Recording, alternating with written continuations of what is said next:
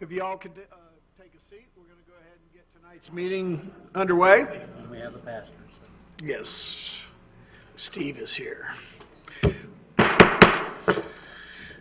Good evening, ladies and gentlemen, council members.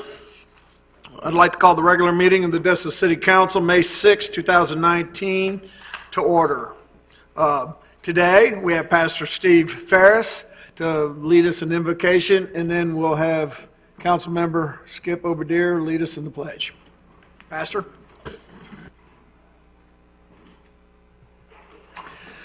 Lord, we just want to come to you thanking you for this opportunity. We thank you for this great nation that you've given us. We thank you for this city, and Lord, we thank you for those who have given of their time and their efforts to serve. And Lord, it's not an easy task. And Lord, we just ask your blessings upon them.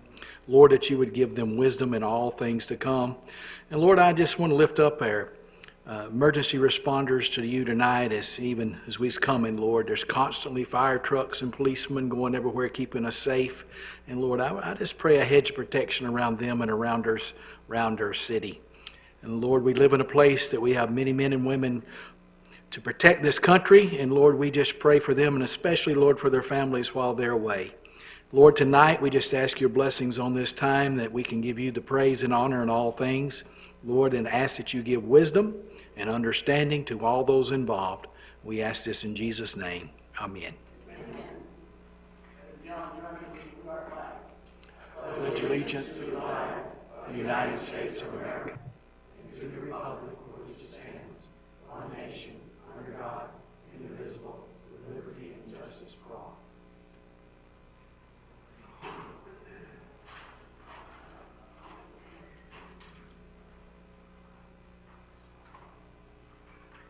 All right, tonight, the first item is our agenda approval. Yes, Council, I would ask that you pull item 6E tonight. There are some late code enforcement issues that have come to my attention late, and I'd ask that you pull that agreement until we can consider it after those have been resolved. I'll make that motion. Mayor. Okay, we have a motion, we have a second. Council, is there any other items on the agenda of concern? Seeing none, Ray, I have a blank screen here, but I will push the button.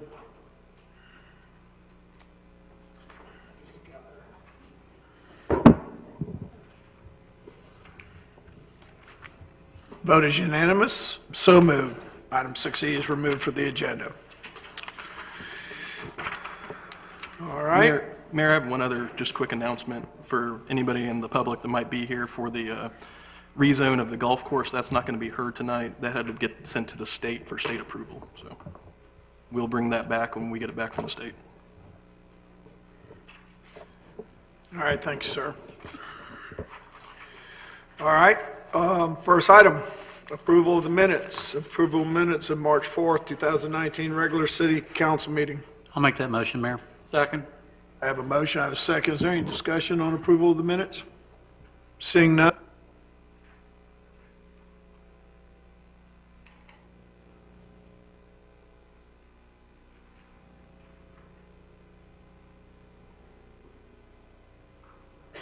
Vote is unanimous, so moved.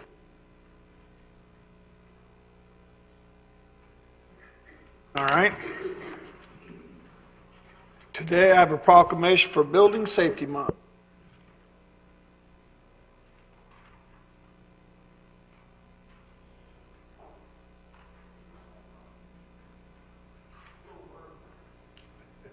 So you can receive the proclamation. Let's see if I can get this. Hello, hello.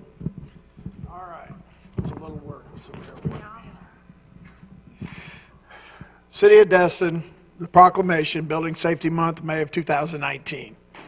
Whereas our City of Destin is committed to recognizing that our growth and strength depends on the safety and economic values of homes, buildings, and infrastructure that serve our citizens, both in everyday life and in times of natural disaster.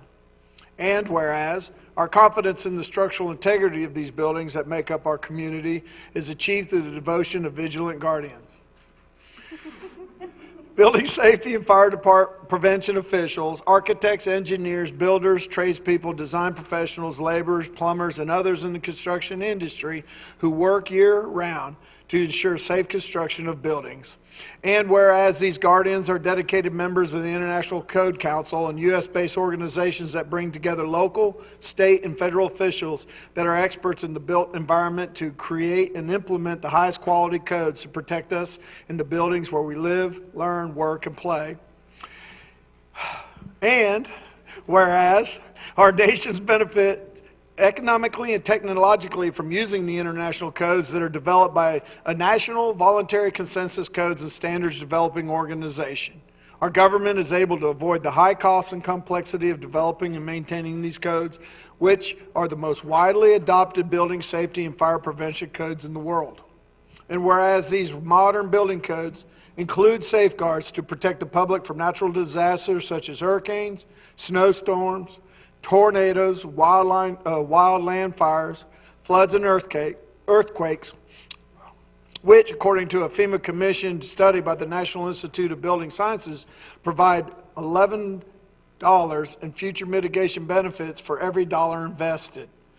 And whereas the Building Safety Month is sponsored by the International Code Council to remind the public about the critical role of our communities, largely unknown protectors of public safety, and our local code officials who assure us of safe and efficient and livable buildings that are essential to America's prosperity.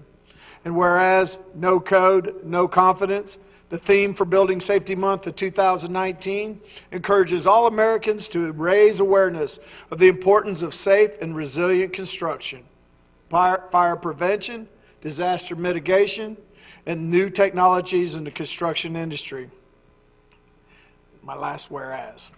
And whereas each year, in observance of Building Safety Month, Americans are asked to consider the commitment to improve building safety and economic investment at home and in the community, and to acknowledge the essential services provided to all of us by local and state building departments, fire prevention bureaus, and federal agencies in protecting lives and property.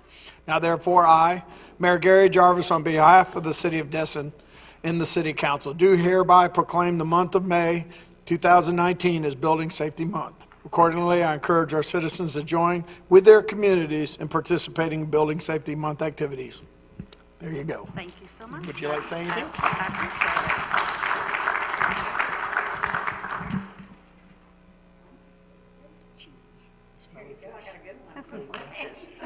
it. Thank you. Thank you. Well, we did partner with Ace Hardware too, so you might want to stop by there. Maybe they're having some specials on some certain things like smoke detectors and things like that. So it is through historic disaster events such as the Great Fire of London in 1666, the Chicago Fire in 1871, and many more such events that happened in history, including Mother Nature's fury, that has made the building codes what they are today and continue to change and improve for life safety. So it is a great pride that I accept the proclamation of Building Safety Month. This year's weekly themes are as follows. Week 1, which was actually last week, preparing for disasters, build strong, build safe. Week 2 is ensuring a safer future through training and education. And week 3 is securing clean, abundant water for all communities. Week 4 is construction professionals and homeowners, partners in safety. And week 5 is innovations in building safety. So more information can be found at www.iccsafe.org. Building Safety Month. Thank you all so much.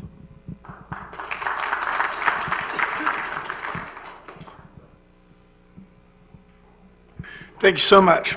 All right, we're going to move right on into item number 3, which is your turn as the citizens of our community to address this council. Public comments on agenda items that are not public hearings, or you can speak at this time, and any other matter not on the agenda. First up is Carrie. Where you at? Harbarger.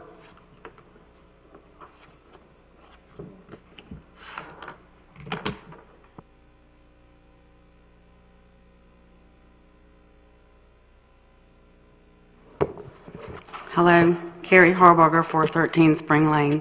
Thank you all for hearing me today.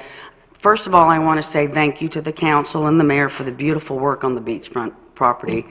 The citizens are thrilled. I know a lot of people didn't even know until we discussed it, and Good job. It's us doing good things. Thank you all for doing good things. Actually, I think should have been more of 4A, the resolution in 1906. I wanted to bring up a couple issues and see if I couldn't get some discussions opened up with this council about the corridor. I'm really concerned about it, and we haven't read a whole lot about it. I understand I know it's been going on for 20 years, but I'm kind of just getting educated about a lot of the stuff and seeing some of the stuff, and it's not just a road. It's 11-foot highway, 5-foot bikeway. It's not just a road going through. We're putting a highway through our neighborhoods. So I started doing a little bit of studying on exactly the DOT issue, and I learned that getting that traffic off of 98 helps our trip meters in the DOT. I guess what I'm trying to ask is their capacities. I can't get my head wrapped around capacity. What is Florida's Department of Transportation's definition of capacity? What is our capacity? When do we reach capacity? If we're bumper to bumper, is that not capacity?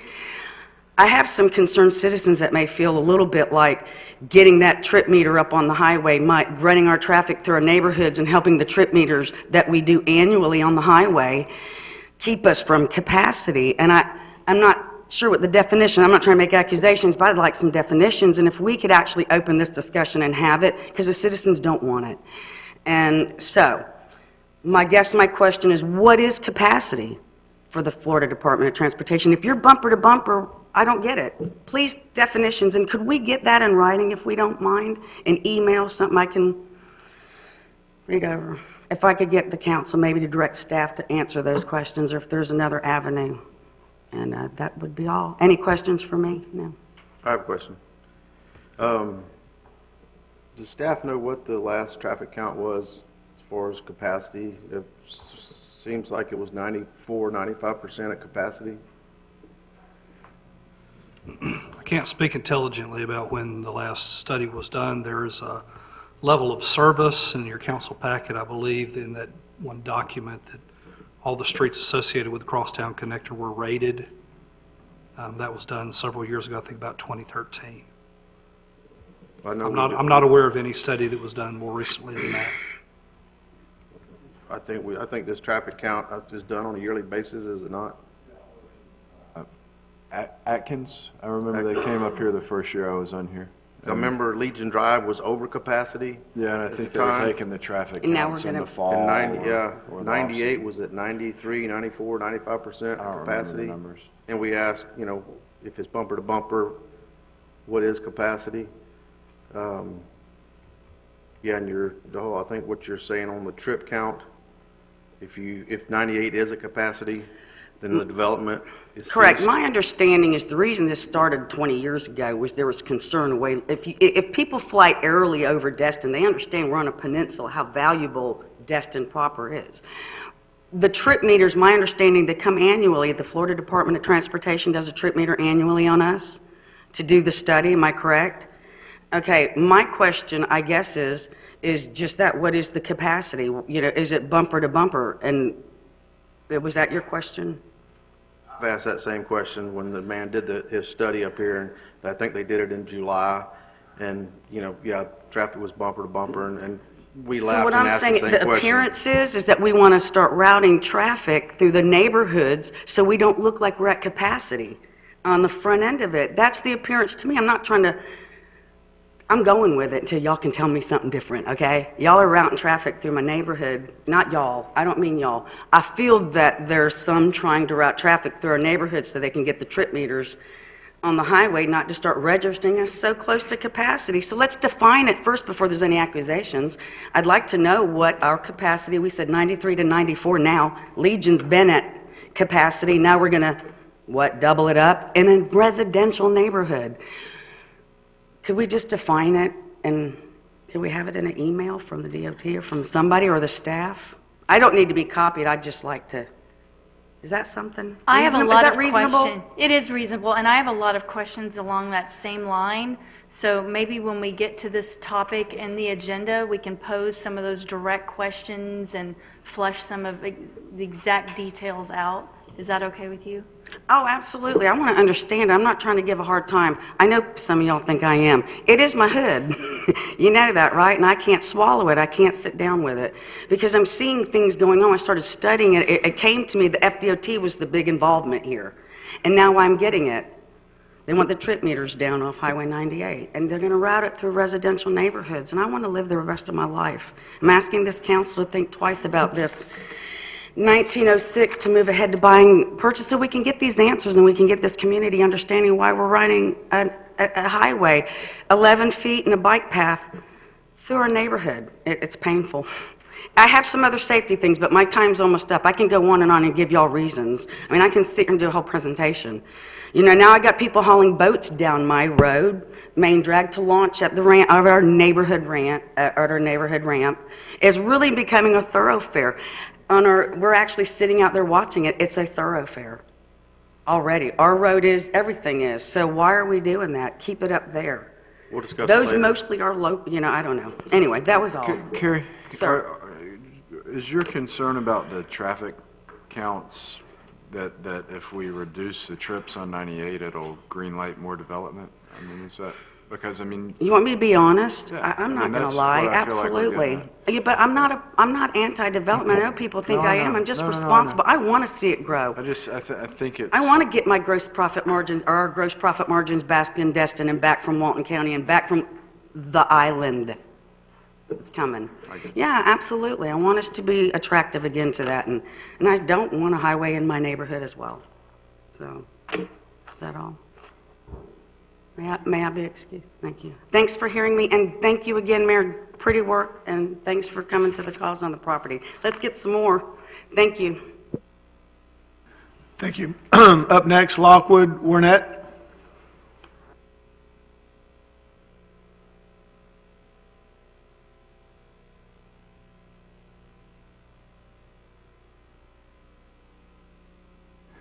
Lockwood Warnett, 10 Country Club Drive East, Destin, Florida. I'm here to talk about item 4A and to support the city manager's resolution or motion to approve resolution to seek funding from DOT to move forward with this. This has been a priority that was on the books when I started working for the West Florida Regional Planning Council in 1990 to help develop a grid network of streets through the community. It was a priority, and I wrote a white paper on it when I worked for the city of Destin in the 91 through 93. It was a priority when I came back to the city in 98, and then as we lived here through the years, it's been an issue of trying to improve the network of streets. You currently have traffic already running through Legion Drive, and then it's splitting, and you're sending it into two residential neighborhoods, Mountain Drive, Seaview, Legion Drive to the north. Here's an opportunity to go through a corridor that's already been acquired by the city. You just need the funding to help build it. And I think you have an opportunity securing some of that funding through DOT. You've already had the dedication of some funds from the county to help offset the cost of this. It makes sense for the traffic network to move forward with this project. The impact on Highway 98 and the level of service, I'm not so concerned about that. I'm more concerned about the network of streets that you have an opportunity to improve for the community, and you have a funding opportunity, so I support the motion suggested by the city manager. Thank you. Lockwood, can I ask you a question?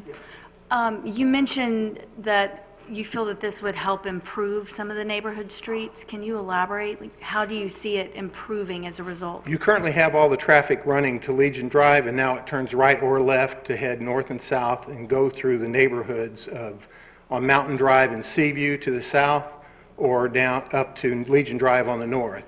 Here you'll send it through a designated corridor to Azalea Drive that was, when Azalea Drive was developed, it's developed with a 100-foot right-of-way. It was designed to be a corridor road.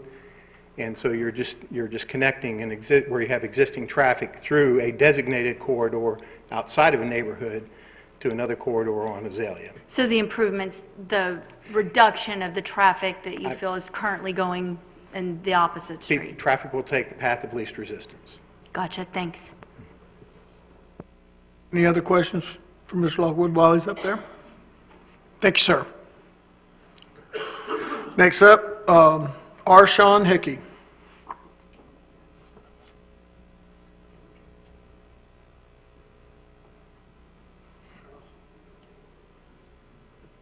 Oh, you want to just wait for the public hearing? Is that what you, I'm sorry.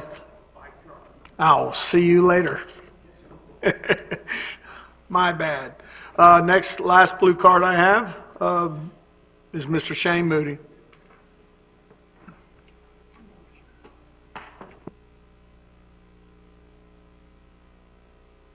Thank you, Mayor, Council, for the opportunity to speak to you tonight. Shane Moody, President and CEO of the Destin Chamber of Commerce. And just like Lockwood, I'm here to express the Chamber's support of the Crosstown Connector. Highway 98 is jammed, and we need a much more visionary and regional approach to Highway 98's traffic. In fact, the solutions to Highway 98 are not even on Highway 98. We've got to get regional with that, but that's not what the Crosstown Connector is being designed for. The Crosstown Connector is being designed and built for the residents. It's to help those on Stallman and Calhoun go east and get their business done, and then go west and get back home, and the same thing for the people to the west to get over there. The project's been in the planning stages for 30 years, and based on what I've been told, we've spent $20 to $25 million over that time on this project. It sounds a lot like a lot of the projects I have sitting in drawers in my office that have cost millions of dollars to the city and nothing was ever followed through with, where if some of those had been followed through, maybe we wouldn't be in the situation that we're in today. Destin is a town of 13,000 people, but that's the people who live in the city limits. When you make the unincorporated areas of Destin community, the population probably goes to 20,000, and it's growing every single day. I'm on the roads all the way 38, all the way to Okaloosa Island, and the population is booming, and that's one reason we have the issue that we have.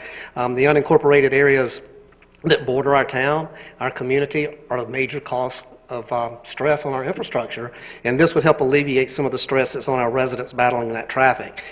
Bring in now the tourists that we're all getting ready to see over the next 90 to 100 days. Our population blows up to close to 100,000 on any given day during the summer. Again, our residents need relief to not have to get on Highway 98 to go east and west, then this can provide that. I've been here for 16 years, and I've consistently heard and been told that 65% of our traffic on Highway 98 is pass-through traffic. So that's people that aren't even stopping in Destin, spending money, doing business. They're going east of us to the west, west of us to the east, and it's causing stress for our residents. Again, this Crosstown Connector relieves that stress and lets our residents get where they need to be. I'll reiterate what Lockwood said. Again, this takes people off of Mountain and off of Legion, north and south of where this connector is going to go, and takes it through an area where there are no residential units. It takes it through the old campground. There are no houses there. So you've got a chance to build a nice road there with bike paths. And again, we may be viewed as a small town, but when you consider the issues that you all face each and every day, and I respect you to have to make the decisions that you do, we're dealing with big city issues. And so it takes big city decisions to solve big city issues, and that's where we are. We're a small town, but we got the big city issues, which is one of the things that makes us so great. And what I say, we're a small town with big city amenities, so come down here. With that, we encourage you to move forward with this agreement with FDOT, and let's make this Crosstown Connector a reality. Thank you. Thank you, Mr. Moody. Anybody have any quick comments? I got one. Go ahead, Rodney. I believe the reason this thing has went on for 20 or 30 years is that everyone that is for this does not live on Legion between Main Street and Beach, nor will you ever see them living on that street, on that part of Legion. And that, we have problems with it. We can't get the people onto the bridge. It's going to bottleneck there. The other problem I see with is on the same street, Legion, between Main Street and Beach, is 2-lane, and that will forever be 2-lane because we don't have enough right-of-way there.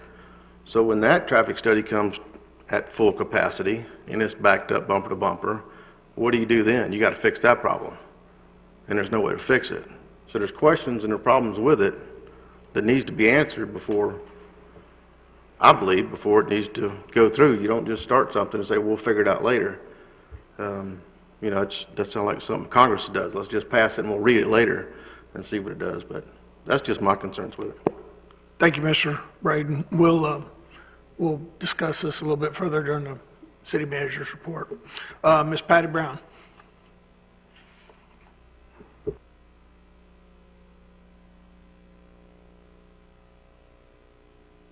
Patty Brown, 86 Shira Street, Destin, Florida. Well, I haven't seen you guys in a while, but I'm back. But I've been watching the meetings from the West Coast, and I'm sure you heard me screaming bloody murder a few times. The reason I wanted to talk tonight was that we have to do something about getting the number out for complaints about the short-term rentals. There are still a lot of people that don't know where to call. And so I get the emails, I get the phone calls, and I can't be the one that's placing all of these complaints. And we will have people come back and say, there aren't any complaints, and there are plenty of complaints. So I think one of the things that we should do is possibly, when people register their short-term rentals, they have to post in the house these numbers, because I had several calls from snowbirds on my street that were having a fit about the weddings that go on every weekend. The other thing is, I think it would be great to have a mailer go out to all the homeowners with those numbers on it, because people do not know where to call, and we're still having lots and lots of complaints. So I would appreciate if maybe we could come up with some ideas of getting that number out. Thank you. Thank you, Patty. Joey, that's right up your alley. I think we're trying to do public information to that intent. We just need to probably increase our efforts on.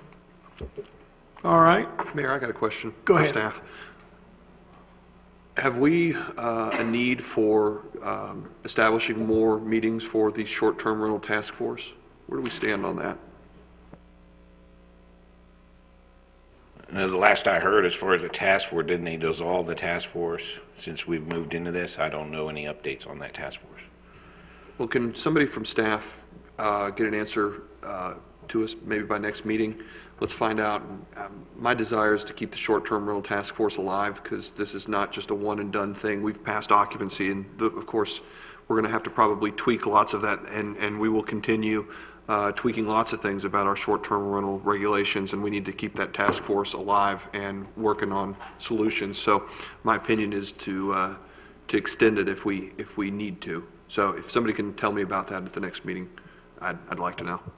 Maybe have a meeting of the minds and talk about maybe having a postseason and a preseason STR meetings, just to bring new suggestions or new issues that have come up. Do you think that might be a good idea?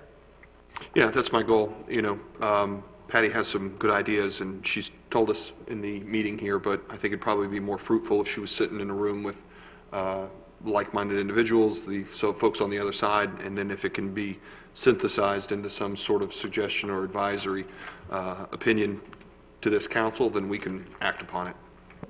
Thank you. That's all for my blue cards during this portion. Is there anyone here that like Mr. Buckingham? I'll get you next.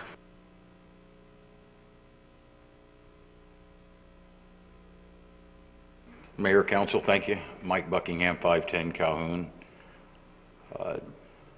The gentleman that spoke in the past in favor of the cross-count connection, I've got a lot of respect for him, good people. But for those of us that live on the west side, we don't want it. We're the ones that's getting impact, not the people to the east. So my input is I'm not supporting it. Thank you. I got a question for you, Mr. Buckingham. Yes, sir. The portion that we're going to finish is 0.4 of a mile in a corridor that's not going to affect the two neighborhoods that are getting impacted now. Do you see that 0.4 miles going to change what's happening You talking with about east-west Legion traffic itself? now? On Yeah. Legion itself? Yes. Oh, I think it's horrible. I think Mr. Braden just stated that it's a two-lane road. I mean, let's go ahead and shove another 1,000 cars through a two-lane road in a residential area, and just imagine what it's going to do at the other end. The majority of the people that live north on Main Street turn right off of Airport Road on Main Street, and they go home. They don't turn left very often unless they got a business right on the left side, because they're not going back and getting out in 98 again. So the people on the west end are driving through. The people, this was designed, keep in mind, back in the day for the residential, not for the commercial, not for the tourists to come through our neighborhoods. So, you know, there's been a lot of good talk here tonight, and I think if you really think about the people that are going to the west, they're the ones that are getting impacted. They're the ones that are getting impacted. So You know, I'm just not in favor of it. I think that the north side of town runs up Main Street, turn lifts on Kelly, they're covered. But through the west side, I just disagree with it. That's just my input. Thank you. Sir? Marcy? Spell.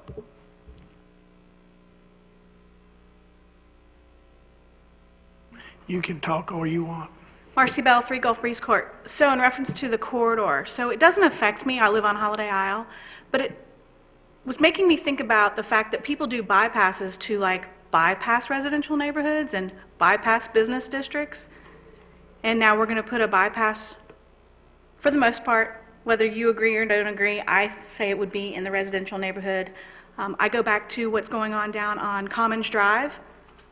The other day, it was in the middle of the day, in the middle of the week, and you couldn't go in either direction. It was completely backed up, 2-lane road, with roundabouts that are supposed to prevent the backup. So with that being said, I would agree with Carrie and Mr. Buckingham. Thank you. Thank you, ma'am. You know, I just had a follow-up that Ms. Bell reminded me of. A few years ago, Jim Wood, one of our former councilmen, stood up here and was talking about some of the road improvements and conditions on the roads and things that happen with the roundabouts. And he talked about an issue called platooning, which is when you get out there and you've got this like long feed of traffic coming through. It's like they're platooning through the roundabout, and it makes it almost impossible for someone to feed into it.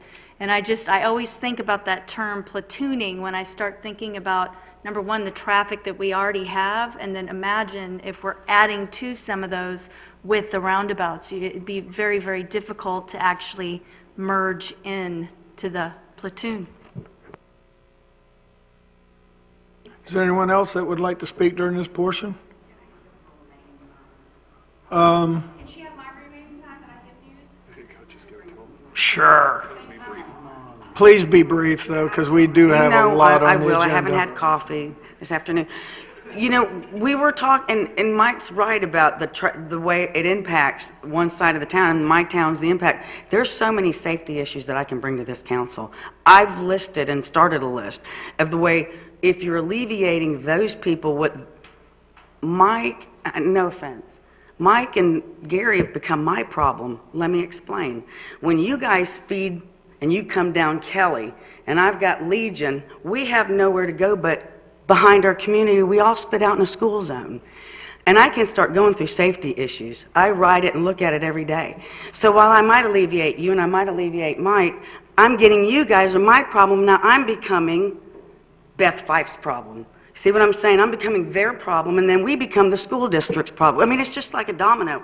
I can do a presentation I won't right now. I'm done, but there are safety issues that really need to be considered before we move forward, I believe, personally. Thank you. I'm sorry. Bye. Thank you, Carrie. Is there anyone else that would like to speak at this portion of our meeting? Going once, going twice, going 3 times, this portion is over. Thank you. Well, let's just move right on into the city manager's report, and we'll see how far off in the weeds we get on this one. Go ahead. Thank you, Mr. Mayor, members of council. The first item I have is item resolution 19-06, supporting advance funding agreement with Florida Department of Transportation for the city's Crosstown Connector project. Okaloosa County, as you know, has committed to provide $4.8 million of construction money to begin in October of 2020 in 3 equal payments across 3 years to fund the construction of this project. Along with that, FDOT has committed $2.7 million in their 5-year work program to basically reimburse the city for the cost of any property acquisitions required to complete this project. That being said, the city stands to lose no money on this project if it chooses to move forward with it. I mean, it is a paid-for project. We need to front some money to get the property, but we will be reimbursed for it in the course of a couple of years. I will go out on a limb and do something I normally don't do, and that is offer an opinion. And I can tell you that I live in that neighborhood, and I walk that neighborhood daily. And usually when I'm walking that neighborhood, I'm either pushing a stroller or pulling a wagon. And in those corridors that we're talking about, the Mountain Drive corridor, the Kelly corridor, or the Legion corridor, those are the 3 roads that you get diverted to once you leave that little Legion section. And we will never fix that Legion section, and I agree with you on that. But if we can fix some of it, I think that we're doing the public a favor. So I'm just offering my opinion. I can tell you that no matter which of those 3 roads I choose to walk down, there are areas where there are cars blocking the sidewalks, where I have no choice but to take my little girl out in the road with either my wagon or a stroller. And guys, when the traffic is diverted there, it's a problem. It scares me to death as a father, not as a city manager, as a father. So I just want to throw that out to you. That is the primary reason why I'm supporting this project. If you don't want to do it, you know that I will honor your wishes. So that's all I have to add on that. Thank you. Mr. Braden. Thank you, Mayor. I do think that taking that traffic off of Legion between Benning and Beach would be a plus, and taking that traffic off of the Mountain Drive section between Benning and Beach would be a plus. But the report that we got, it was 200-something pages long, that was just emailed to us for this item. It states in there that it was this crosstown connectors for 98 traffic and local traffic, is to get some of that traffic off of 98. The benefit that I see is, yes, it's going to relieve the traffic, take that traffic off of 2 roads. But the problems are, nobody can tell me how they're going to get that traffic going west onto the bridge without it bottlenecking. And the last report I got, Mr. Murillo, there was like 69% of the traffic was through traffic. Doesn't originate in Destin, doesn't terminate in Destin. So all that traffic coming off of Destin Bridge heading east, there ain't no way to get them on that crosstown connector. There's no way at this point. So all that traffic's still going to be at 98. That's a problem. The other problem was Legion between Benning and Beach is 2-lane. That'll never change. And the other 2 problems I said was going east and going west. There's no way to get them on the bridge, and there's going east, there's no way to get them on the crosstown connector. So until somebody can convince me that we can, solve all these problems, and keep it out of our neighborhood. I mean, it's 98's problem. So I sure don't want to make it our residents, make it their problem. I mean, all we keep telling is we're all about quality of life. And if the problem's out, I don't know. It's just too many problems for me. There's a couple benefits, but too many problems. That's all I have, Mayor. Thanks, sir. And before we go any further, let's put this thing back under Robert's Rule of Order. We have a recommendation for a motion to be made to approve this project. Could I'd like to explore that motion, and then we'll have discussion, and then we'll vote on it. How about that, everyone? And that way we'll follow Robert's Rules of Order. I'll make a motion. I make a motion to continue this until the first meeting in July. And the reason I'm intending to do that is I need clarification on what the impact of this advanced funding agreement shall have on the budget. We have budget workshops, and we have a visioning session beginning on the 15th. We're going to talk about this crosstown connector ad nauseum for about 8.5 hours on the 15th. My opinion is I want to know exactly what we've committed to, how this will affect money that has been budgeted, not budgeted, allocated, not allocated. I need to know the ins and outs of it, and I'm not ready to vote for it tonight. So, I mean, I'll put it out there as a motion, and but if it fails, I'm a no on this resolution so far. I have a motion. Do I have a second to this motion? And I have a second. Let's discuss. Do we want to discuss Marla, motion, or do we? Well, we got a motion and we got a second, so that's what we're going to talk about. So first up will be Mr. Marler. That kind of countermands exactly what what the intent was to talk about the Crosstown Connector if he's going to delay it till July, so I guess we need to wait. Kyron, I wouldn't object to you talking about any of it. All right. And we haven't voted either, so that doesn't Okay, well, necessarily I just want to mean make it'll sure we pass. clarify exactly what we're talking about on the motion first. He wants to table it, so you tell us why you don't want to. Okay, the intent of the Crosstown Connector 20, 30 years ago when we started it was not any way possible to get people to go to the bridge. It was to get the citizens that live in that area home. The basic problem that has happened in the last couple of years is because we have extensive construction on Highway 98, so everybody's finding a different route to come home. Yes, the traffic is bad. Behind Walmart, the traffic is bad everywhere because you've got people, not just the locals, but you've got tourists that are frustrated, so they're trying to find a different route to get where they want to go. The intent was never to have it as a secondary 98 to get to the bridge. That was not the intent. The intent has always been, at least the years that I've been on council, to get our citizens to where they need to go. Then, like I said, what's happened now is you've got traffic that's going everywhere and going into neighborhoods. You've got several neighborhoods, just like our city manager has talked about. You've got the West Legion area there. You've got going to Seaview. You've got Mountain Drive. And you've got Kelly. Yes, they are turning on Beach Drive and turning on Main Street and going down Kelly right in front of the school, right in front of my house, which is down from the school. And that's where the traffic problem is. Ever since we repaved Kelly, we've had more traffic on Kelly than we had before. So the basic thing is that with the Crosstown Connector, it's not ever been intended to be a secondary road for Highway 98 for everybody. It's always been intended, at least in my opinion, the intent has always been to get the local citizens to their homes, never to get them funneled to the bridge. That is happening now because of people trying to get around all the construction. And I'm guilty of it because I don't have to, I take as far as I can on a back street to avoid any of the construction we've got going on right now.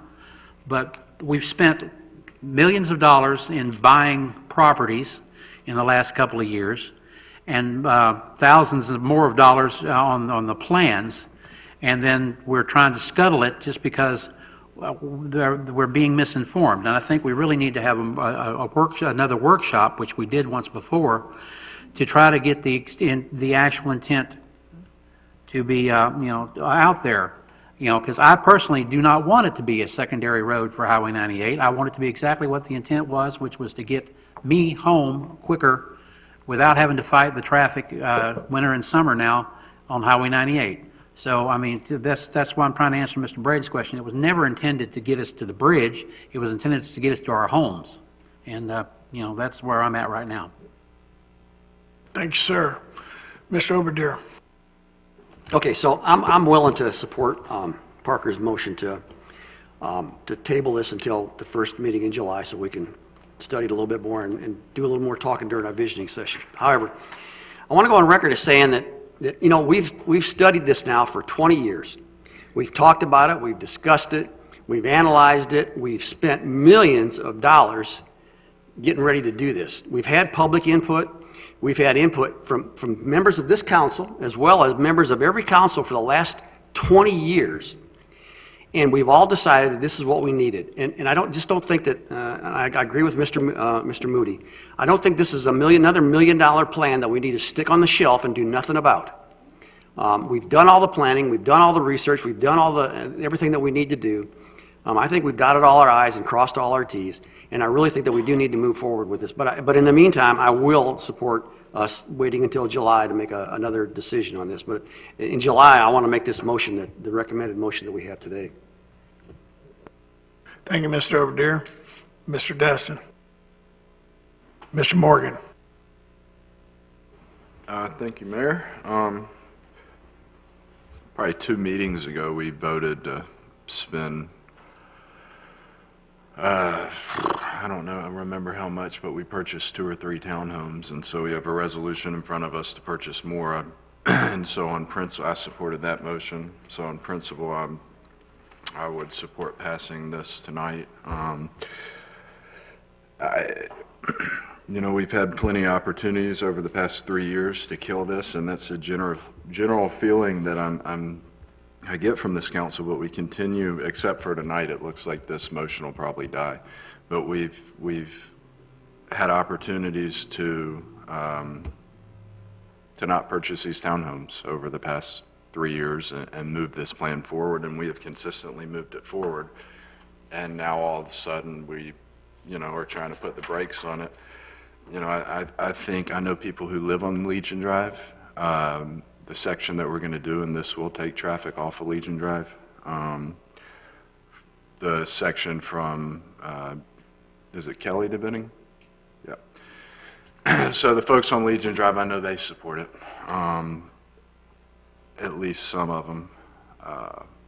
And in terms of the capacity issues and taking trips off the highway, green lighting more development, you can only build what's in our comp plan.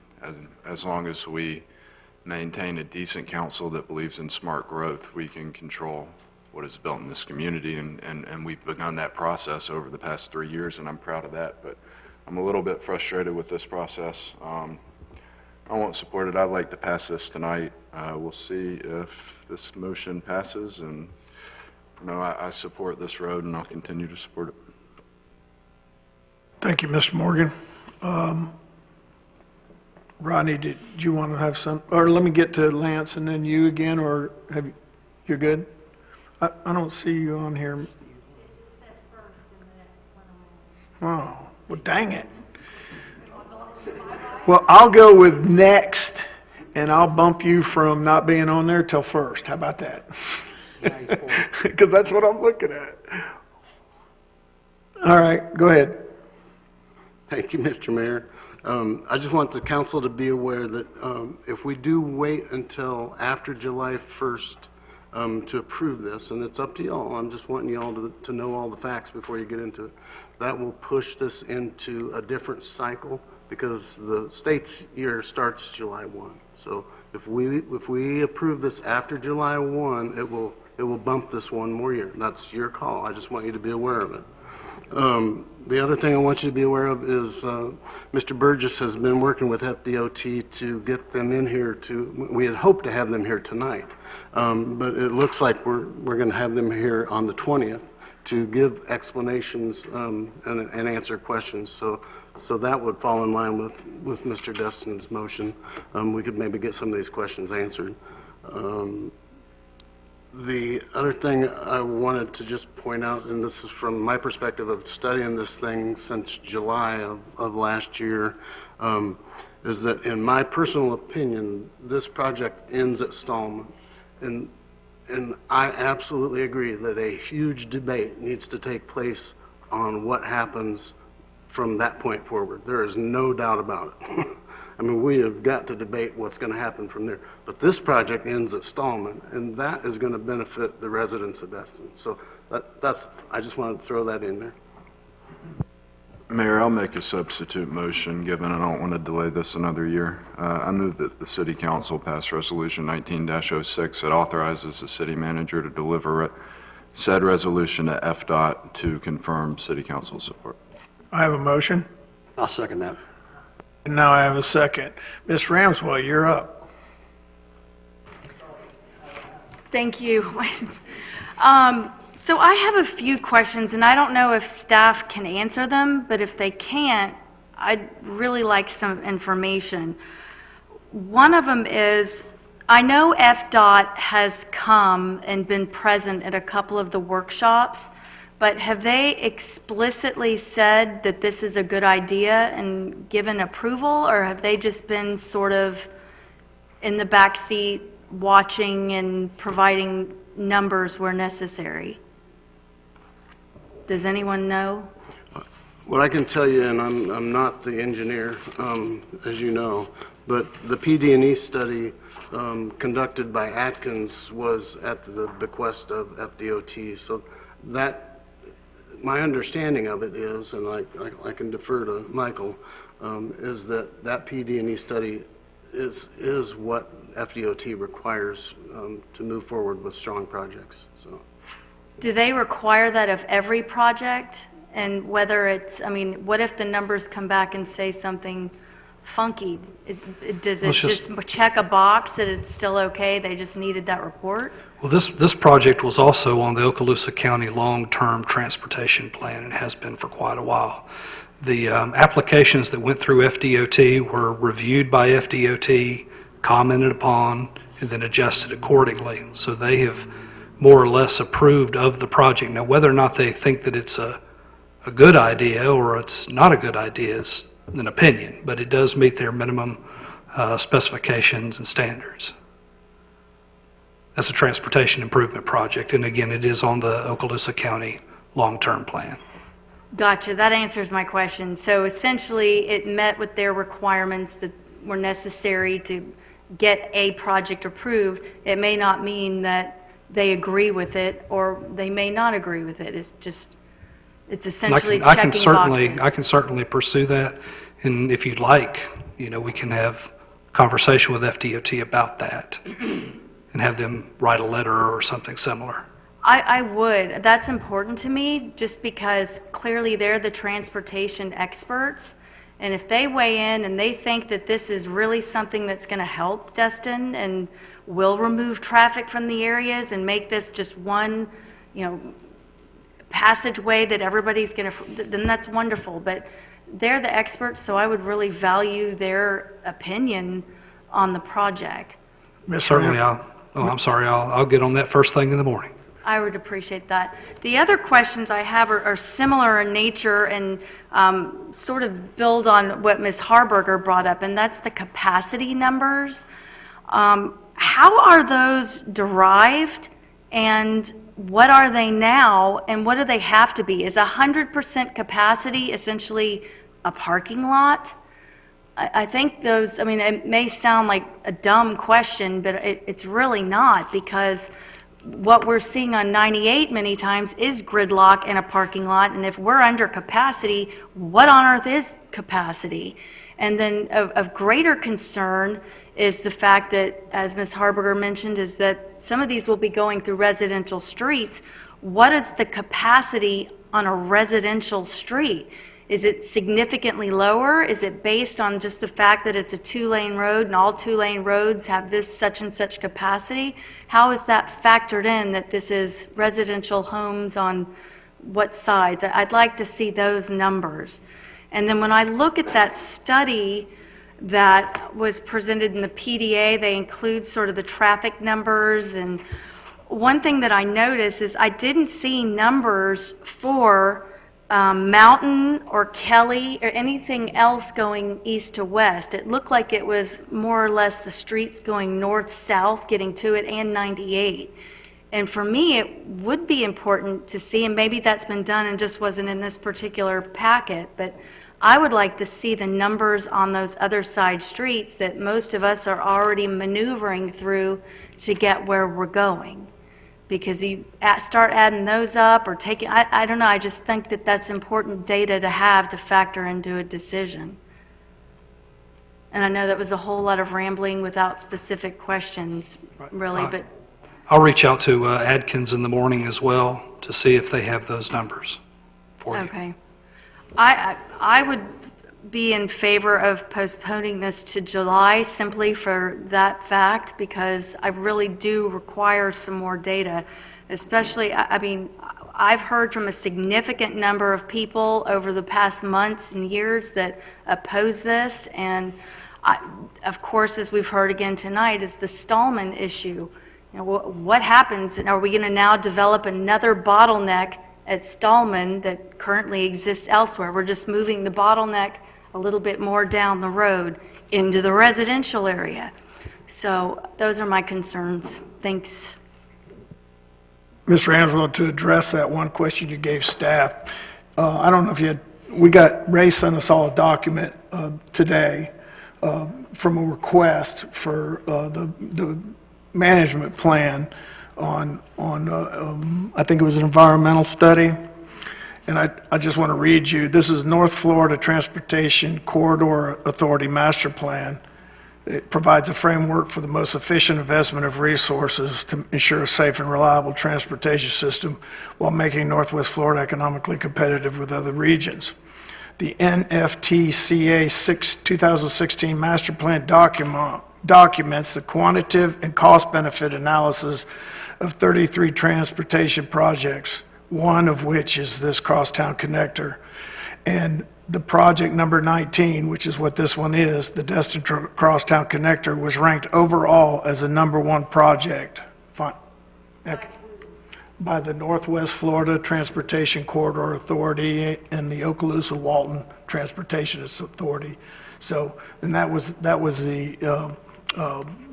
in that document. So it's a highly ranked project and has been for a long time. So did FDOT weigh in on that? Are they part of that group that would sit there and render that opinion? Yeah, I think one of the things that's in the document is they talk about that it met all the requirements of FDOT, and FDOT, that's why FDOT funded it, because it met all these requirements.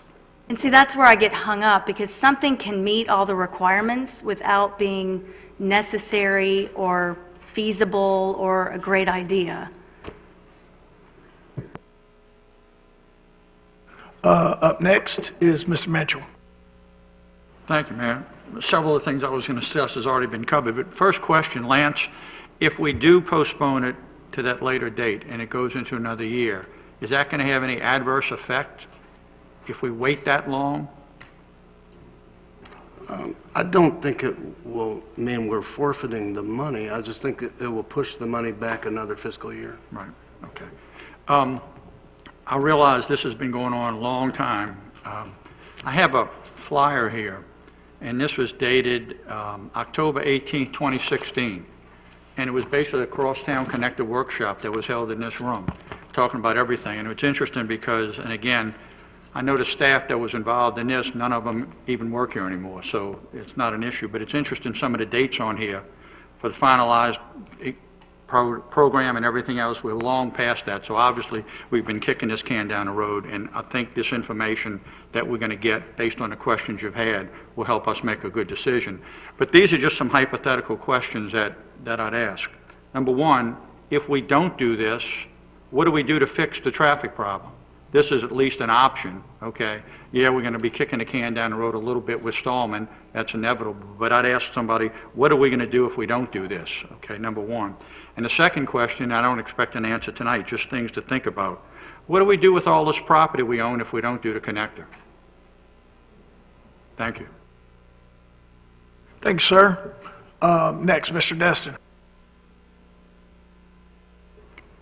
Rodney, first, next. Thanks, Mayor. Which one's first or next? When was this report done? This environmental impact report? 15, I believe. Let's see a date on it. Does anybody know? I think it was 2015, but that's going off what one of the dates was in the traffic study.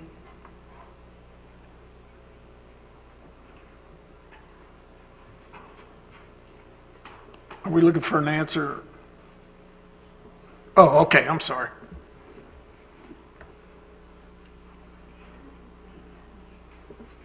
This was October 18, 2016.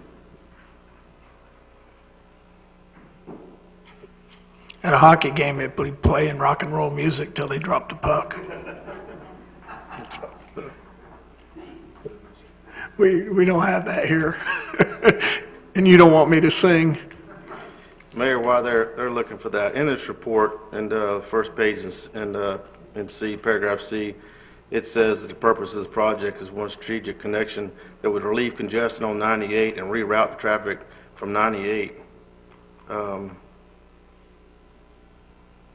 off of 98 to this corridor. So we're, according to this report, it's taking traffic off of 98. It's not, I mean, we're being told it's for locals, but this report says it's to take congestion off off 98, put it back on this corridor, and we keep talking about it. The past council and staff has talked about getting traffic from 98 back onto Airport Road. With the gentleman in here a few meetings ago talking about the apartments they want to build next to Big Kahuna's or the gas station, that road can be connected to Matty Kelly Way to get traffic off of 98. The next one down by Winn-Dixie, that they want to connect that one back on Airport Road to get traffic off 98. So what is it? Who's holding the carrot in front of the horse? Is it for local traffic, or are we going to eventually reroute most of the traffic off 98 back in our neighborhoods? And how many locals actually sit on 98 rather than already using the back roads? I mean, We're trying to build roads to get them off of 98 back on Airport Road to use this, and this study says that's what we're doing. So what is it? Is it for locals, or are we trying to get traffic off of 98 and put it back in neighborhoods? Just all good questions. Do you have a date? I do not have data on that. No. I can just tell you what the people tell me, and the people that live back in that area, they're not getting on to 98, so they consider that a reduction. I don't know if you buy that or not. I mean, I don't get on 98 unless I absolutely have to. And, I mean, most of my neighbors are that way too. Mayor, that's all I've got. Thank you, sir. Mr. Destin.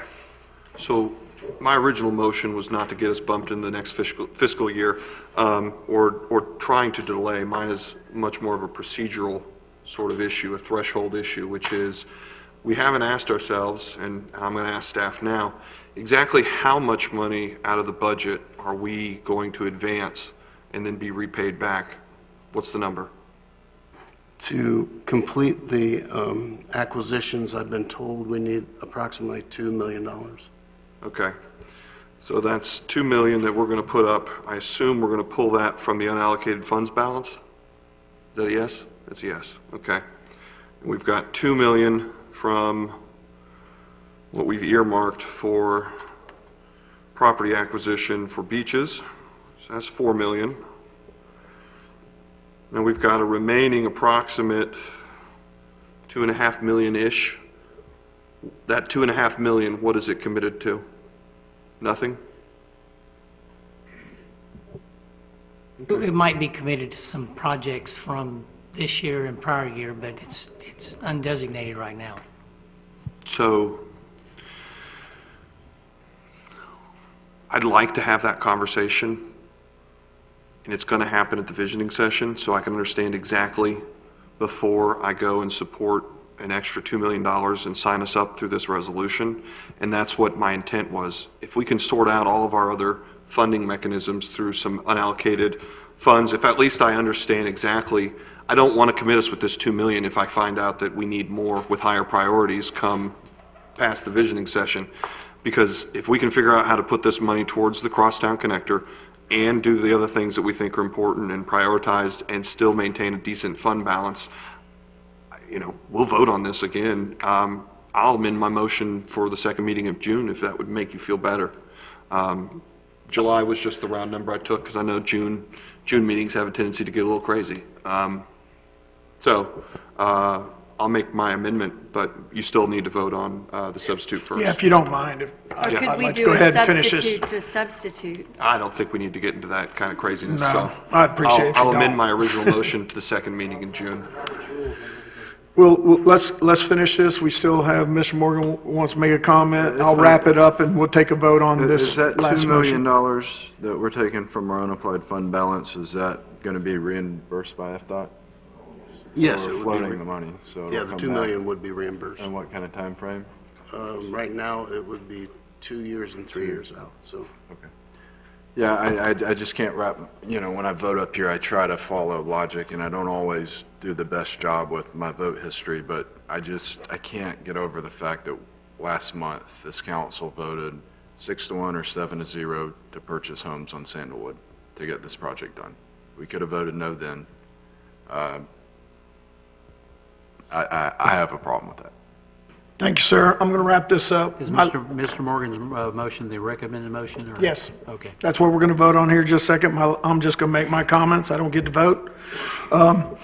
We're talking about 4/10 of a mile in property that we already own. We just got to acquire a few more to finish the project. That 4/10 of a mile is going to smooth the traffic flow that already exists. And if the only other option, if we don't press forward and do nothing, is we're not going to solve any problem whatsoever, and the existing problem is going to stay the same and most likely over time get worse.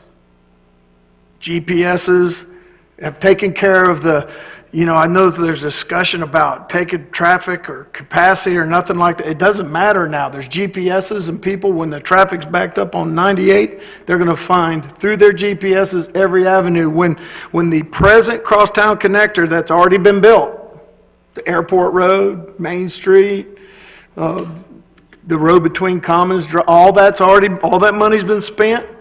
This planning, 90% plan, is for the last 4/10 of a mile, and that's where it stops. And kicking the can down the road is not going to improve what's happening now.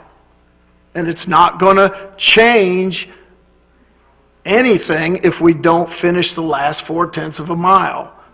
That's, to me, it's just a matter of common sense. There are multitudes of issues, but doing nothing doesn't solve any of those either.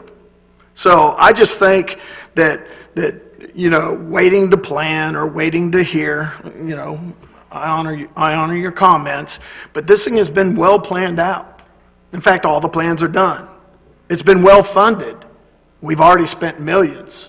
5 or 6 other council members have been or councils and mayors have been part of the development of Airport Road and Main Street and the town center and all of those things that were for our citizens. I use that crosstown connector every single day. I don't care what you call it. But I know one thing. It always bothers me to drive down Legion Drive by all those houses because I'm part of the problem. I'm driving in their neighborhoods because there's no other place to go. And when those roads get clogged up really bad for about an hour and a half every night, especially if it rains, then it goes all the way to Kelly. So they're already in your neighborhoods. And they're not going to go away. The only thing this may do, especially with that roundabout instead of that terrible three-way, it may smooth the traffic flow to where it's imposing all of this on us for a shorter period of time. It's not going to increase it. I don't think it'll decrease it.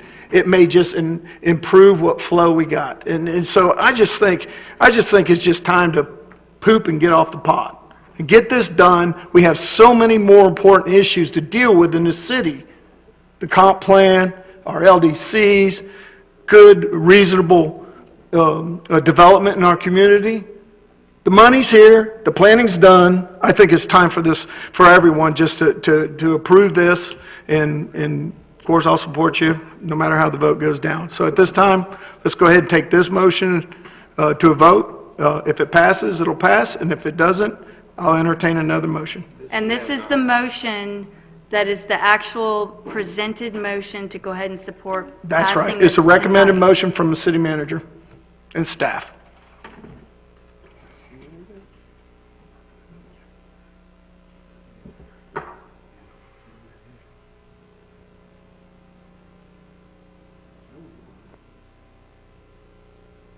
Motions 4-3, ayes have it, so moved. Lance. Thank you, Mr. Mayor. Sorry. Item 4B and combined with item 4C, Mr. Forgione is bringing back some information that was requested at the last meeting, both regarding cemetery parking analysis and traffic crash analysis. So I will turn it over to him. This is, Mr. Destin, you asked me to do analysis. This is a 7-day analysis I did, starting on 4/22 through 4/28. There's 17 parking spots. As you can see, in the morning on the first day was 13, 4 was open. About 3 o'clock, 15, 2 open, and it just kept on going down the closer you got. Thursday was packed at the end of the evening, and then Friday, Saturday, and Sunday was packed. Thanks, Joey.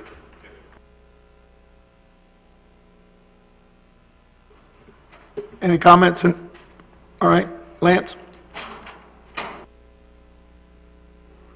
Thank you, sir. Item 4D, installation of no parking signs on Seibert Avenue. Mr. Burgess has run this through the process. We've done our due diligence. It is to the point now where if we are to post no parking signs, it requires council approval. I can tell you the reason why I am supporting I don't usually support additional signs because I don't know that they usually get read or abided by either one. But in this case, the people parking in that area are pulling across the city-owned sidewalk and destroying it. So in this case, I do feel it's probably in the city's best interest to post no parking signs. And I'll turn it over to Mr. Burgess. Thank you, Mr. City Manager. Mr. Mike Schultz approached me one afternoon concerning some parking occurring close to two of his properties on Seibert Avenue. I forwarded him the regulatory sign request form.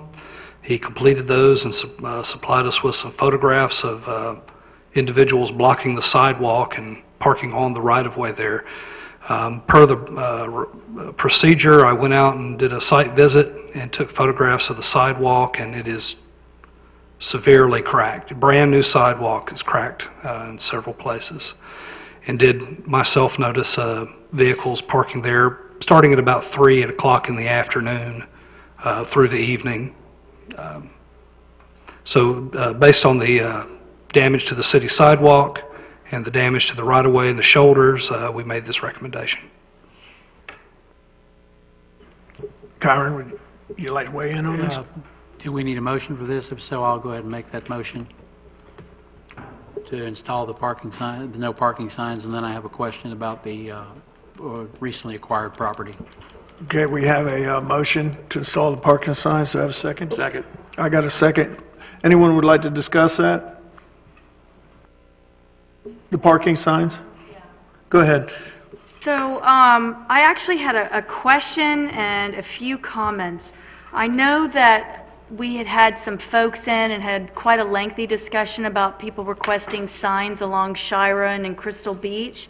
And my understanding is that there are still some signs that have been requested that aren't up there. So I'm wondering, is there a delay in the processing of these applications? And are folks assured to get a sign if they go through the process? Is that the pedestrian wayfinding signs? I believe they're the no parking signs in front of a few homes. Mr. Schultz's request was the first and only regulatory sign request I've received. Ones that were received prior to my tenure, I can't speak to. Okay. Yeah, Jason Belcher's a couple of parcels down on Seibert, and he has them in front of him. So we'd put another set. They wouldn't be contiguous. They wouldn't touch because there's a couple of parcels in between. And I think they're owned by some out-of-town guys that are from Georgia. If they ever really figured out how many people were using their property as a parking lot, they might request them. But yeah, we've already got them on Seibert in front of Jason's house. And the fact is, regardless whether they're private property or not, they're still going over 12 or 14 foot of city right-of-way, wrecking the... Oh, right, I'm not arguing the point. I just want to make sure that, you know, if these no parking signage, I can't talk, no parking signs that have been requested are also getting out there, because clearly this parking issue is a problem all over the city, whether it's city property or private property, and I want to make sure everyone has the signs they've requested.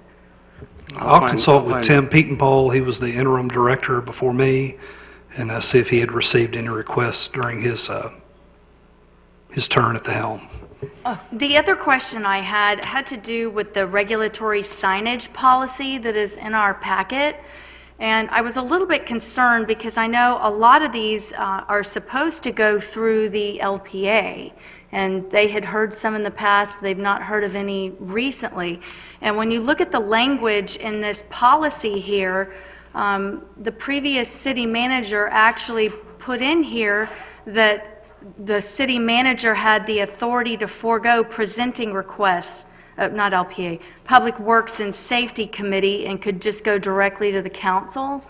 And I understand if that's in the interest of being efficient, but we do have our committees in place for a reason, and certain things are supposed to go through them. That's why they're there.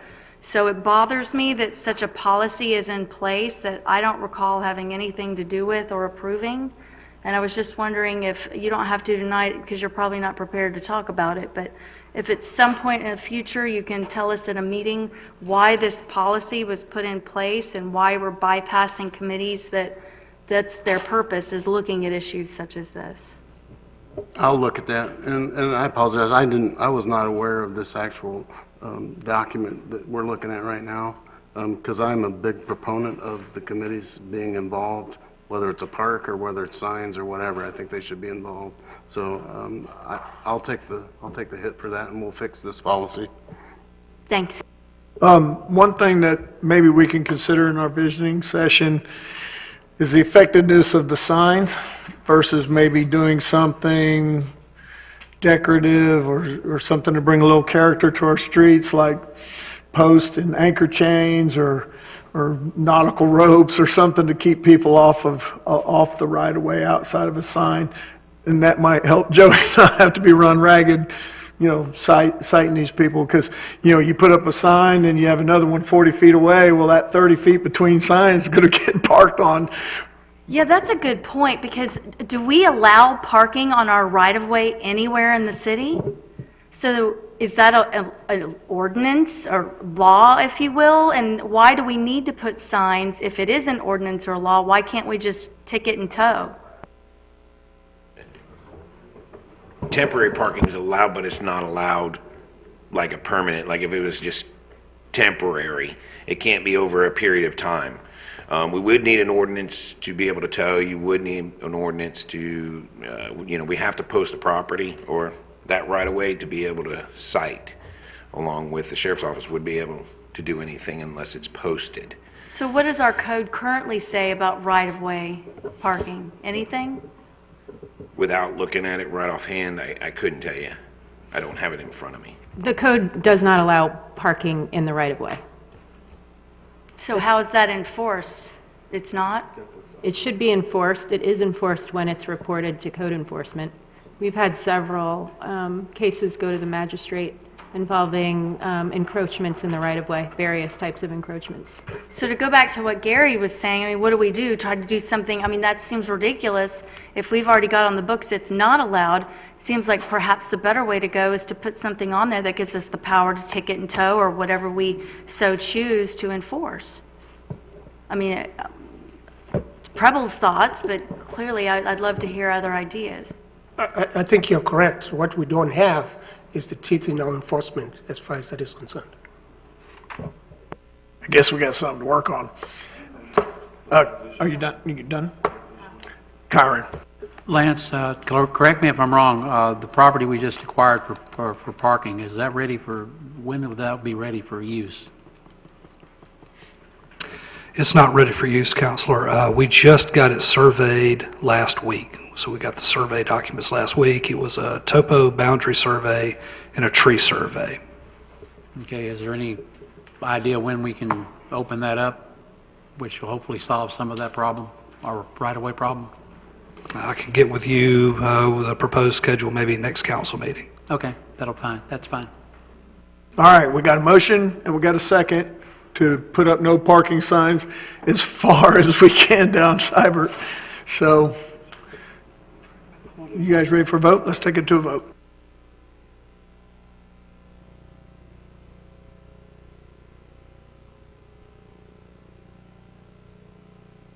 Vote unanimous, so moved. Lance. Thanks, sir. Item 4E is just a status update on the Restore grant applications. We have two pending, one for Clement Taylor Park, approximately $750,000, one for Captain Royal Melvin Heritage Park for approximately $1.25 million. I just wanted you to know, originally in your packet, it says that we received back from the county the applications that had been inputted and were ready to go to the Treasury pending our review. Since that point, since we put that in yesterday or the day before, I received at 5 o'clock today from the county that they have submitted those applications to the Treasury. So they're actually at Treasury at this point. That's good news. It's not the final news because the Treasury will be doing another red line version. I think we go through this process about 5 times, but after this red line version, we will get it back, and the corrections we make after they red line this application will be the final application. So we are making progress. I appreciate everyone who reached out to our friends at the county to help us get back on track. Thank you. Thanks, sir. So to just clarify for everyone that may have been here or read it in the paper, the concern was that we had been moved to the bottom of the list, but that is not accurate. We're back up. In fact, it's already been submitted to Treasury. I can tell you I received the applications on a Saturday from the county, so whatever you all did for me to help boost that back up was received by the county, and I received the applications, so we are not at the bottom of the list. Thank you. Excellent. Thank you. Thank you. What we're going to do before we get into the public hearings portion of our meeting is we're going to take a 5-minute break.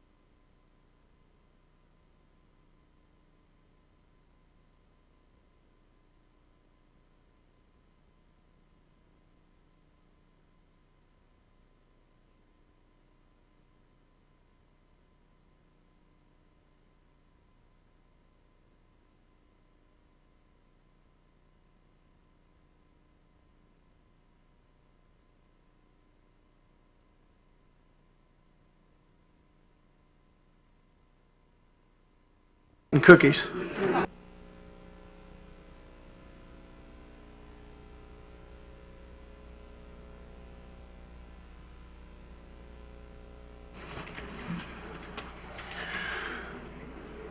All right, folks, at this portion of the meeting, we're going to move into our public hearings. And as usual, I turn the floor over to our illustrious city attorney because he's got all that documentation in front of him. Go ahead, Mr. Bowman. I appreciate it, Mayor. We have the first reading of ordinance number 19-10-LC, an ordinance of the City of Destin, Florida, establishing safety zones on the beach, providing for amendments to Land Development Code, Section 11.08.00, beach management, providing for authority, providing for findings of fact, providing for incorporation into the Land Development Code, providing for conflicting provisions, providing for severability, and providing for an effective date. Thank you, sir. Before we get into any motions and discussion here on the dais, I would open up the public hearing portion of this meeting for ordinance 19-10-LC. Does anyone in the public like to step to the podium and make a comment on this? Item 5A. Ms. Bell, coming? Go ahead.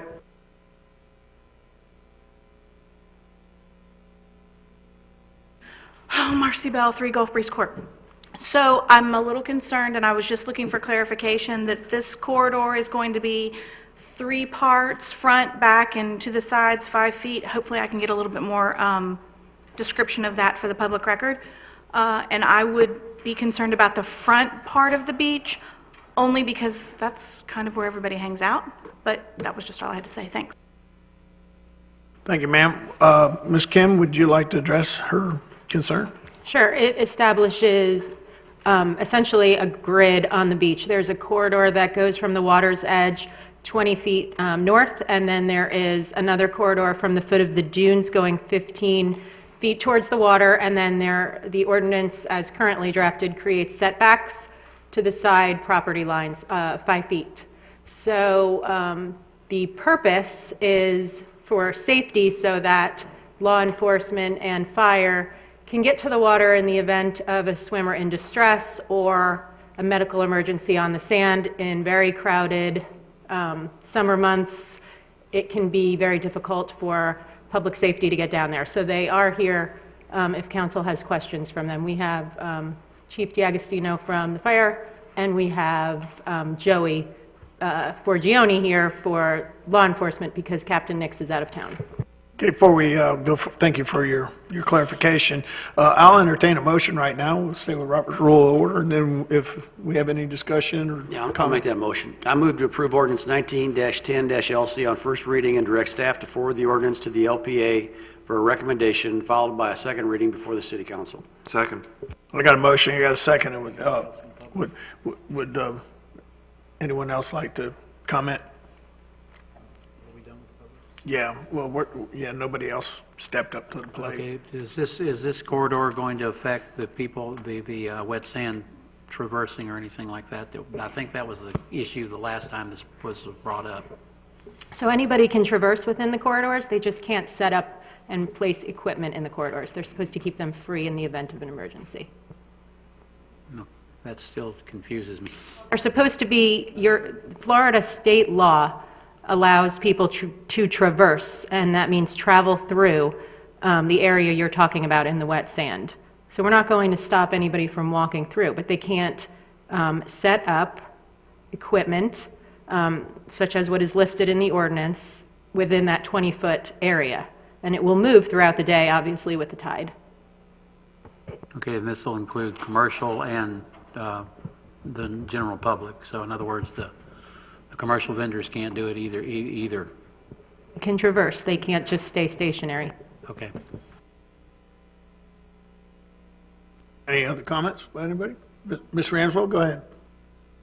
So I had a couple questions for you, and one of my concerns, and Chief D'Agostino can correct me if I'm wrong, but typically there has been sort of this gentleman's agreement between the Sheriff's Department and the city and the public, essentially, that the public could utilize that 20-foot zone from the mean high tide line, even though technically they weren't allowed. It was just sort of, it's okay, the public can use it. And my concern is that by formalizing this, we're essentially removing that option from the public when we're already so very tight on space for the public to enjoy the beach. That is my number one concern. And then my other two questions were the 5-foot setback on the side. Does that mean it would be 10-foot total because it would be 5 foot for either property owner? Correct. Or is, okay. And then the last thing is, I noticed it says no equipment, blah, blah, blah, blah, but it doesn't say anything about signs, chains, and ropes, at least that I could see. How are we going to prevent that? And I hate them, and I don't want them, so I would really like to have them nowhere, but specifically not if we were to pass this and put them in those zones, because that's the last thing we want, is some first responder to come flying down the beach and not see a yellow line because it blends in with the background, and then they're, you know, caught across the neck or their ATV is caught. This is about like a first phase of 3. If you look at our beach management, this is the first part of our phase for our beach management where we're going to help the public safety out for the first responders. If you think about nothing will be in this 10-foot corridor, 0, nothing.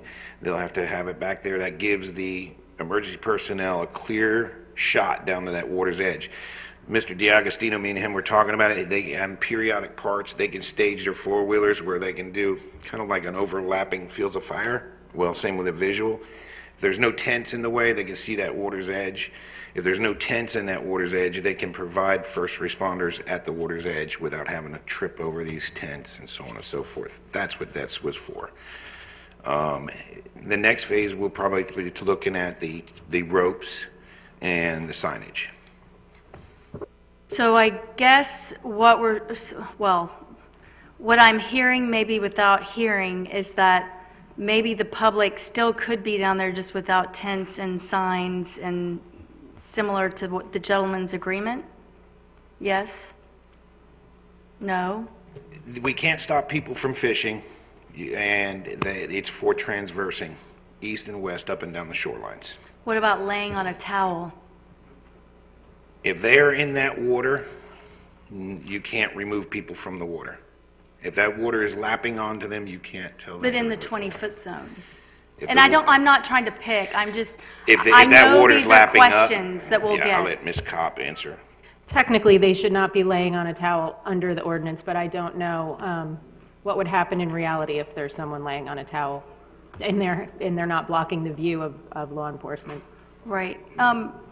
Chief, Come on up to the podium, Chief. I'm sorry, I don't want to put you on the spot, but I think you and others probably would like to hear from our fire chief. I know that this issue is one of the ones that we hear about regularly. Chief, do you feel that having both zones is important? Sorry, to have both. I think, 99 out of 100 times, most likely we're going to use the back corridor. We want our visitors and our guests to have a good time, a good field of vision to enjoy it. But I do remember last year on the 3rd of July how crowded it was without these setbacks, forwards and backwards, north and south. We were actually behind the back porch, 2 rescues simultaneously, and we're shuttling oxygen bottles to the beach. You're talking about things that are not really customer friendly. It's not really good for our public to see that. So yeah, most of the time that front corridor probably not going to get utilized by us. But the days where we do need it, we want it to be there. Yeah, to be there. Thank you. While the chief's up here, does any other council member have any questions concerning the ordinance? Thank you, sir. Well, So I guess I'm sorry. God, as I choked to death. So will we or will we not allow ropes and chains across these particular places, these corridors? They should not be in the corridors, no. Although we were going to do a more specific ordinance later to address that, but even now, if you're thinking about on the sides, this would not allow them. Great, thank you. Okay, so we have a motion, we have a second. Any further discussion? Seeing none?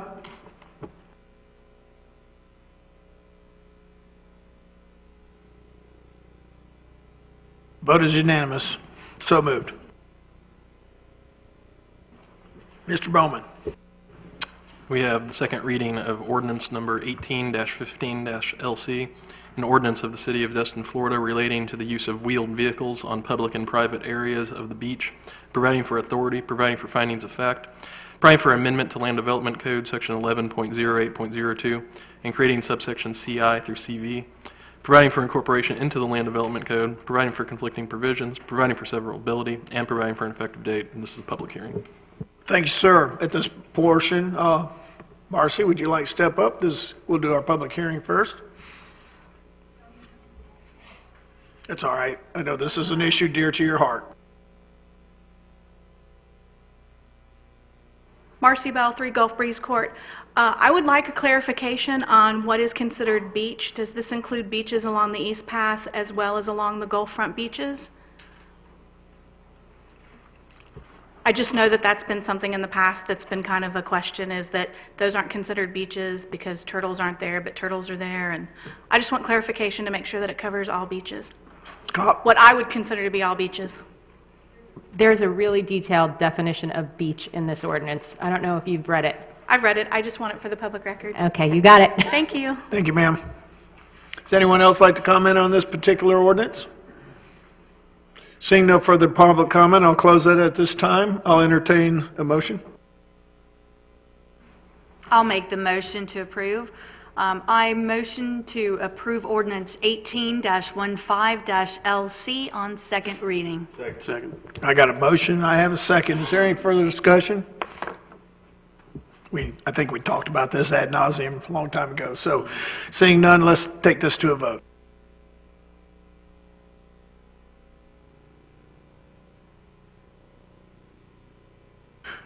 Ayes have it, so moved. Mr. Bowman. We have a second reading of ordinance number 18-30-LC, an ordinance of the City of Destin, Florida relating to commercial activity in residential areas, providing for authority, providing for findings of fact, creating definitions for commercial uses, commercial special events, and commercial special event venues, providing for amendments to Articles 3, 7, and 9 of the Land Development Code, amending Table 7-2, Table of Allowable Uses in zoning districts to prohibit commercial special event venues in all residential districts, providing for incorporation into the Code of Ordinances, providing for conflicting provisions, providing for severability, and providing for an effective date. And this is a public hearing. If I could just tell you about a typo before you open the public hearing, Mayor. The ordinance in the use chart prohibits the special events in the Crystal Beach Resort area, and that's not intended, so we are going to just delete that. The zoning districts are only the residential districts, and they are listed in the text of the ordinance, so we just need the use chart to be corrected in that one place. Okay, so noted, council. All right, at this portion, I do have a blue card. Mr. Hickey, would you like to come forward? It's not necessary. It has been addressed. Okay, thank you. Is there anyone else in the audience that would like to make any comments? State your name and your residence, please. I know, Marcy Bell, 3 Gulf Breeze Court. So this is a great ordinance. I agree with everything about it. It's 6:37 p.m. tonight. There was a commercial event located out at the East Pass, but now the movement of that activity has gone onto the state land outside of the residential district where this will be prohibited. This is the second reading on this event. I would ask you to pass it, and I would ask you to start moving forward on preventing commercial activity in our conservation districts. Thank you. Thank you, Ms. Bell. She brought that up. Is that allowable? Do we have control over state land? Is what allowable? Making requirements that certain activities can't No. take place? No, we can't enforce the state law. We can enforce our codes, though. Okay. All right. Well, we have, could you clear me, Ray? And All right. we have one other change to this ordinance. This is a suggestion, it's not a typo. In the text, in the definitions, it refers to property owners, and we just want it to say property owners or property owners' agents. So if you're okay, I'll make that change as well. So noted, council. Is there anyone else in the audience that'd like to weigh in on this particular ordinance? Seeing none, at this time, I'll close the public hearing portion of it, and I'll entertain a motion. Mayor, I move to approve ordinance 1830 LC on second reading. Second.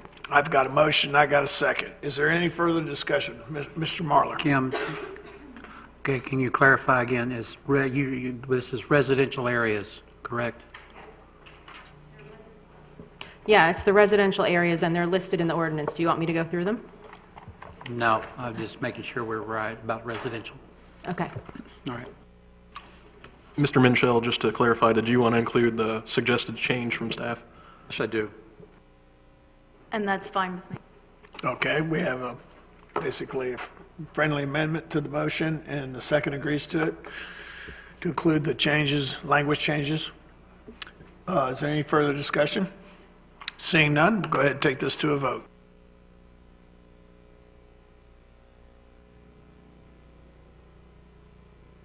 The vote is unanimous, so moved. All right, we're going to move on down to the consent agenda. Nope. I'm sorry. Second reading of ordinance 1904. Go ahead, Mr. Bowman. Yes, it's second reading of ordinance 19-04-LC, an ordinance of the City of Destin, Florida, prohibiting paid park facilities from collecting fees at entrance to facility, prohibiting backup of vehicles onto city, state, and federal highways, roads, and streets, providing for authority, providing for findings of fact, providing for creation of Land Development Code Section 8.10.00, providing for civil and criminal penalties, providing for incorporation into the Land Development Code, providing for conflicting provisions, providing for severability, and providing for an effective date, and this is a public hearing. I'll open up the public hearing portion of this reading of this ordinance. Is there anyone in the audience that would like to speak to this ordinance? Seeing none, I'll close this portion of the public hearing and entertain a motion. And just to point out, there's new language in this one as well. It's highlighted in yellow. If you have questions, let me know. I'll make the motion. Okay. I move to approve ordinance 19-04-LC on second reading. We have a motion. Second. We have a second. Is there any discussion? Seeing none, let's take this to a vote.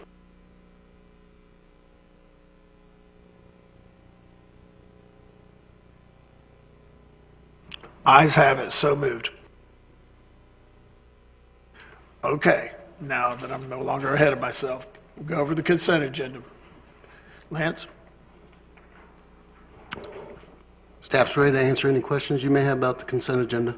All right, I'll entertain a motion. Mayor, can I ask that 6C be pulled from the consent agenda? I have a conflict with that, and then ethics law requires me to vote on A, B, D, E, and F. I'll second that if that's... I'm sorry, and E's been pulled. I'm sorry. He's correct. And will we handle that as a separate item? Right. Okay. All right, so we have a motion, we have a second. Actually, I believe by right, we can pull anything from the consent agenda without a vote necessary to pull. So I'll make the recommended motion to adopt the consent agenda A, B, D, and F. Okay, I have a motion. Second. And I have a second. Is there any discussion? Seeing none, let's go ahead and vote on this motion.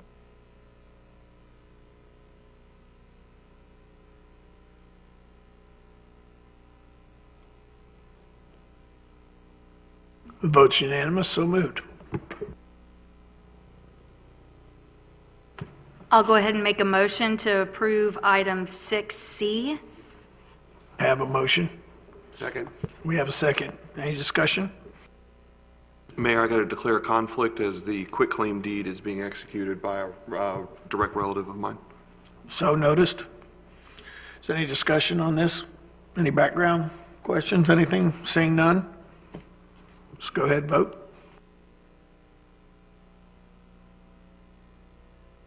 I hit the wrong button. It's all right. Ray, can you? I went through all the pomp and circumstance and hit the wrong button.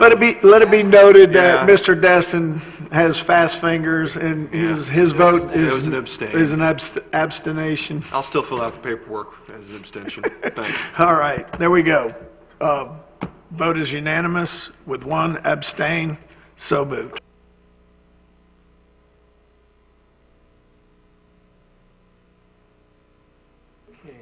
All right. Man, I get to watch hockey after all. Item 7A, Mr. Braden. Thank you, Mayor. I got a few things tonight. I've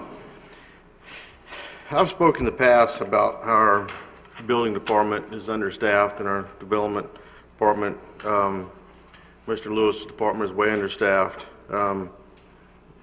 We've basically hired this man to fix a mess,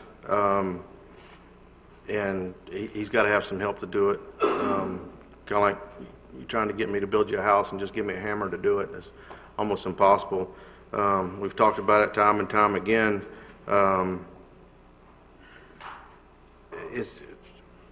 My biggest question is why? Why are we still understaffed? Why are we not hiring somebody for these positions? If I can chime in for a second. We had hoped to have held our visioning session last Wednesday, and we had to postpone it till next Wednesday. Mr. Zanguzzi and myself have been discussing this very issue and would welcome the opportunity to amend our current budget to hire additional staff. Right now, that's what it would take. We do not have any more budgeted positions for Mr. Zanguzzi's department, but we would certainly welcome that and then make them permanent additions in the next fiscal year. I think we need to do it. I mean, we've got the money. The man needs some help. I'm tired of hearing builders call me and say it's taking a month to get a building permit. It's not because they're not doing their job. It's just they're just overwhelmed. I mean, I've actually went in and sat down with a gentleman, been in the building department. I mean, what they're turning out is incredible with what they have. And we're asking them to do a job and expecting that job to be done, and they're running on a skeleton crew at best. So if I need to, I'll make the motion that, Lewis tell us what he needs to get the job done, and let's make it happen. I'm going to turn it over to Mr. Zanguzzi for his recommendation. I'll make some general remarks to begin with. I think it's important to appreciate that that department is functioning at an incredible level, given the level of staffing that we have. Just in the last year alone, over 3,000 permits were issued. Over 2,000 business receipts permits were issued. Over 5,000 inspections were conducted. 2,000 of those were residential, commercial, and 3,000 of those were residential. That's an incredible amount of work in that department with the skeletal staff. My role as the department director is fourfold.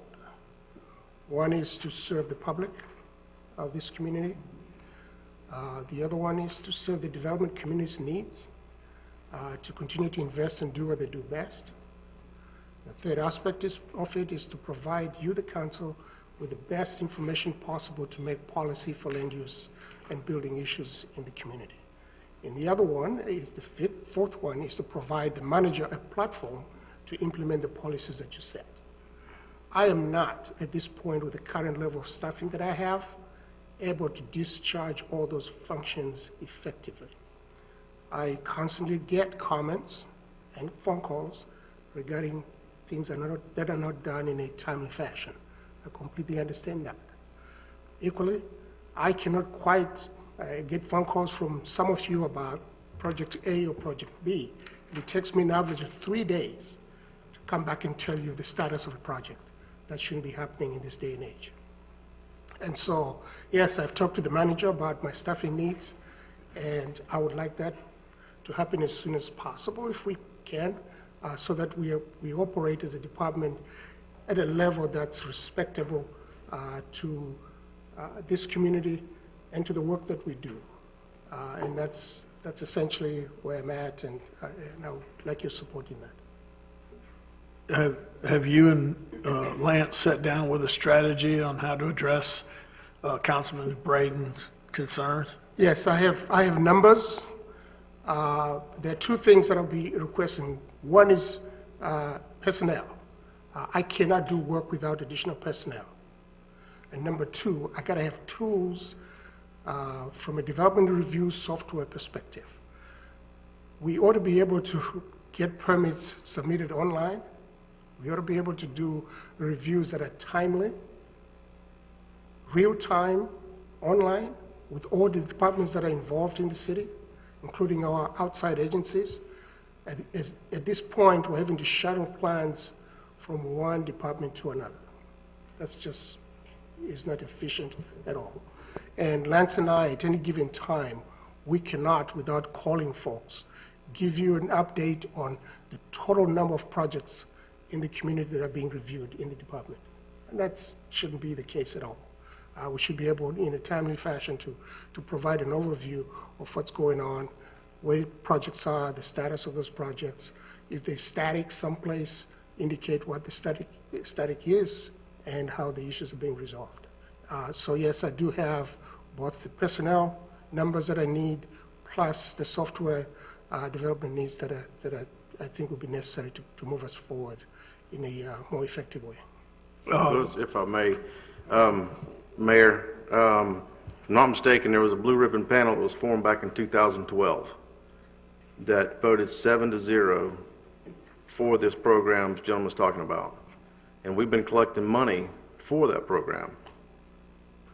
What that program cost, we have the money that we've collected, best of my knowledge, we have the money for that program, the software that we've been collecting for. So, man, we need it. I mean, when you got to take a folder, a paper folder, and they got to walk it across the street to another department to get them to look at it, I mean, it's ridiculous. It all ought to be online, so one department, they can all pull it up and all look at it at the same time. So that would be another motion that I would make, that to allow the city manager to purchase this software with the money that we've already collected, since the last 3 or 4 years.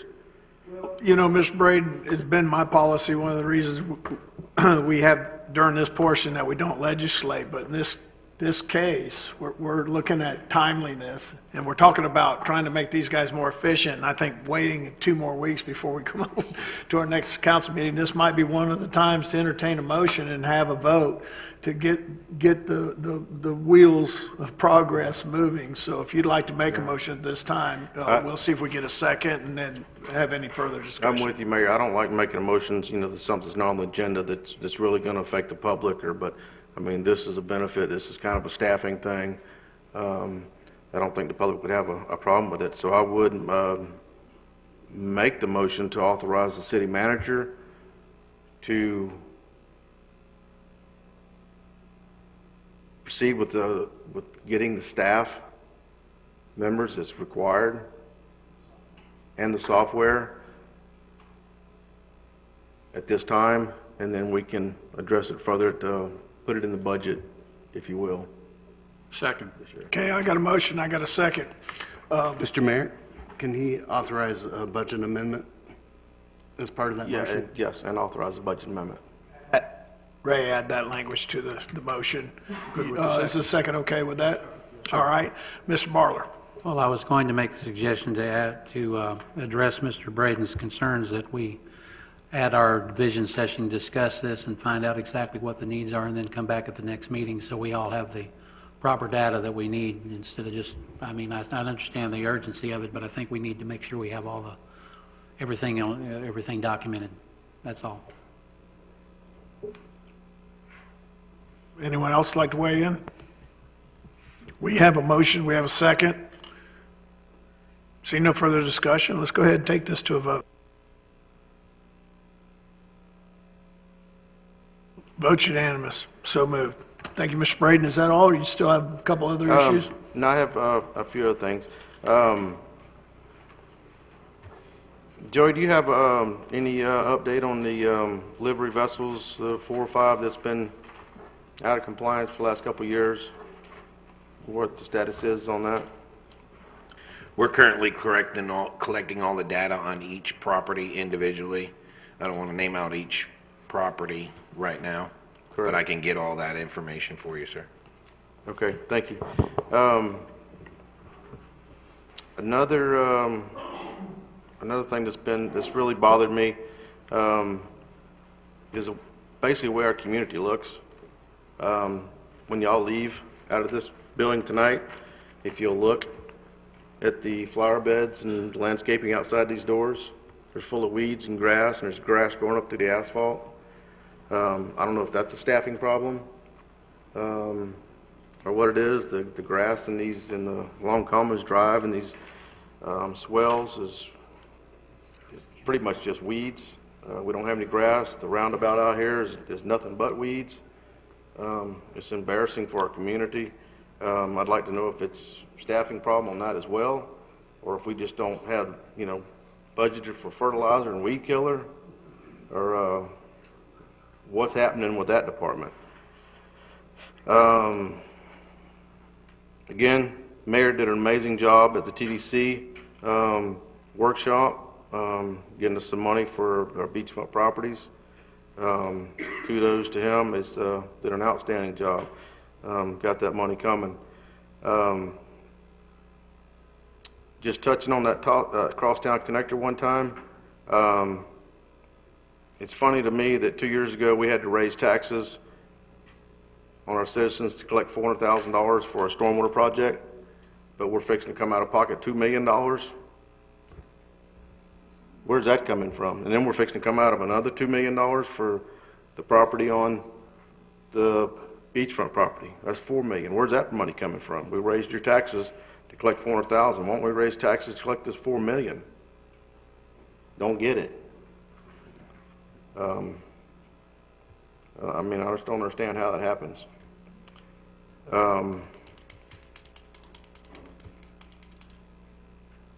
That's all I'm going to sit on tonight, Mayor. Thank you. Thank you, sir. Ms. Ramswell. Thank you, Mayor. I wanted to check and see if there was a status update on the negotiations with Eglin regarding the landscaping beneath the Destin sign that Trees on the Coast had talked about doing. We did submit the request. They have it because they acknowledged that, but we have not received anything back. Generally, my experience working with that group is we will get it very close to July 1 usually because of that's when they sign all their documents for the year end. But we'll try to push them to expedite it for us. I would ask that some of our community members have more influence than I do, and if they would want to exercise that, because it is to beautify our own city and the entrance to our own city, and it certainly wouldn't hurt a phone call. The new sign looks beautiful, and I can't wait to see some landscaping beneath it. It'll be beautiful. Some good news I wanted to share, and y'all probably read about it in the paper. The Destin High School charter application was approved by the Okaloosa County School Board. Thank you, Mr. Destin, for being one of the unanimous yes votes. That was just a wonderful, wonderful thing to have happen. And so where we stand now is we are in negotiations or beginning negotiations for the final contract that we will enter with the school district. And then the goal is to open a school, Destin High School, August 2020. So if you have a 7th grader, they would be the first freshman class that could go all the way through Destin High School. So it's very exciting times. We have a financier that's going to be coming in town here in the next few days who will be going over locations and the financing and determining which is going to be the most feasible and viable, and we'll be announcing a location and committees coming together, and it's a great, great time, and I'm very, very much looking forward to getting this school open for all the citizens of Destin. Thanks. Thank you, ma'am. Mr. Mitchell. Thank you, Mayor. I have quite a long list tonight. Can you put that photograph up for me, please?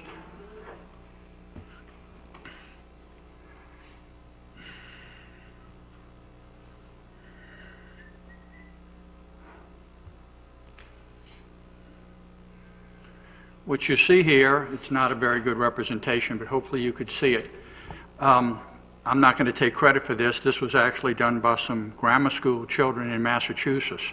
But what you're looking at here is a 3D painted crosswalk. They came up with, they partnered with the city and the school art department, put that 3D crosswalk down, and it's had fantastic results. I reached out to Superintendent Jackson, my God, Chambers, okay, my mistake, and asked them, would they be interested in partnering with the city to paint these, if we would go forward with something like this as an experiment. So I just wanted to bring it to everybody's attention for discussion. Obviously, as you approach it, it looks like blocks, and it would possibly slow things down. People, once they get used to it, they'd probably not think about it. But maybe if we could experiment with 1 or 2 such locations in the city that staff might think about, something for consideration. Just wanted to bring it to everybody's attention. Well, hey, I don't have the location. I just thought it was a great idea. I thought that, hey, we could, whatever. Just something, I just suggested to staff if you could move forward with that and come back with some ideas, but that's just something for consideration. It certainly couldn't hurt us around here. It may help. Okay, that's number 1.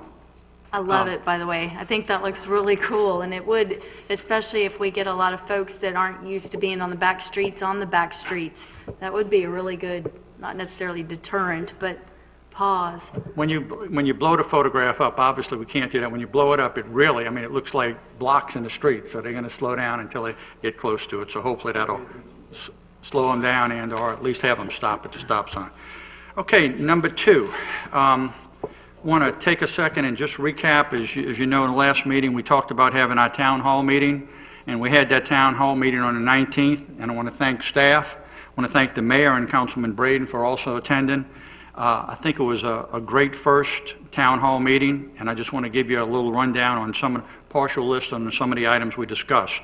Some of the items that were brought up was some issues on some old permits not being closed out, areas in the city that need sidewalks, a homeowner on Luke Avenue that was fined for putting gravel in a right-of-way, but yet numerous locations on Holiday Isle have similar infractions with no fines, issues on property that previously was condemned and still are in violation, discussions on noise issues, issues on landscape companies that the city contracts with not doing a job currently, which kind of dovetails in what Rodney spoke about, and then traffic cones on Highway 98 during storms. So that's just a partial list of what we covered.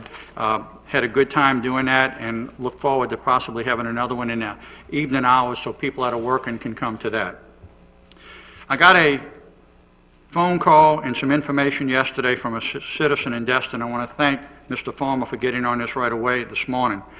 The citizen was at a business in Destin Commons, and when they got their receipt and they looked at the receipt, on the receipt was a 2% Destin municipal sales tax charge. Obviously, we don't have sales tax in Destin Commons. It's not in the city. But the receipt clearly said 2% Destin municipal tax. Mr. Farmer reached out to Destin Commons and spoke with Mr. Perry, and Mr. Perry said that there was an issue with the vendor is European and does not allow certain verbiages. They're in the process of getting the software updated and replaced, and the verbiage should say arts and entertainment fee. So there is a fee that's on the bill, but it's not a Destin municipal tax, and that concerned me because obviously I don't want people thinking we're taxing them when in fact we're not. So appreciate Mr. Farmer looking into that, and that's something that's going. You should have said that. Pay up that 2%. We could use the money. Yeah, there you go. Okay. Okay. For years on Public Works, Public Safety, we talked about the road right in front of City Hall and the big dip that was there. And we were told over and over and over, obviously that was going to be corrected when they redid the street. Well, the street has been redone, obviously re-blacktop and all, past City Hall.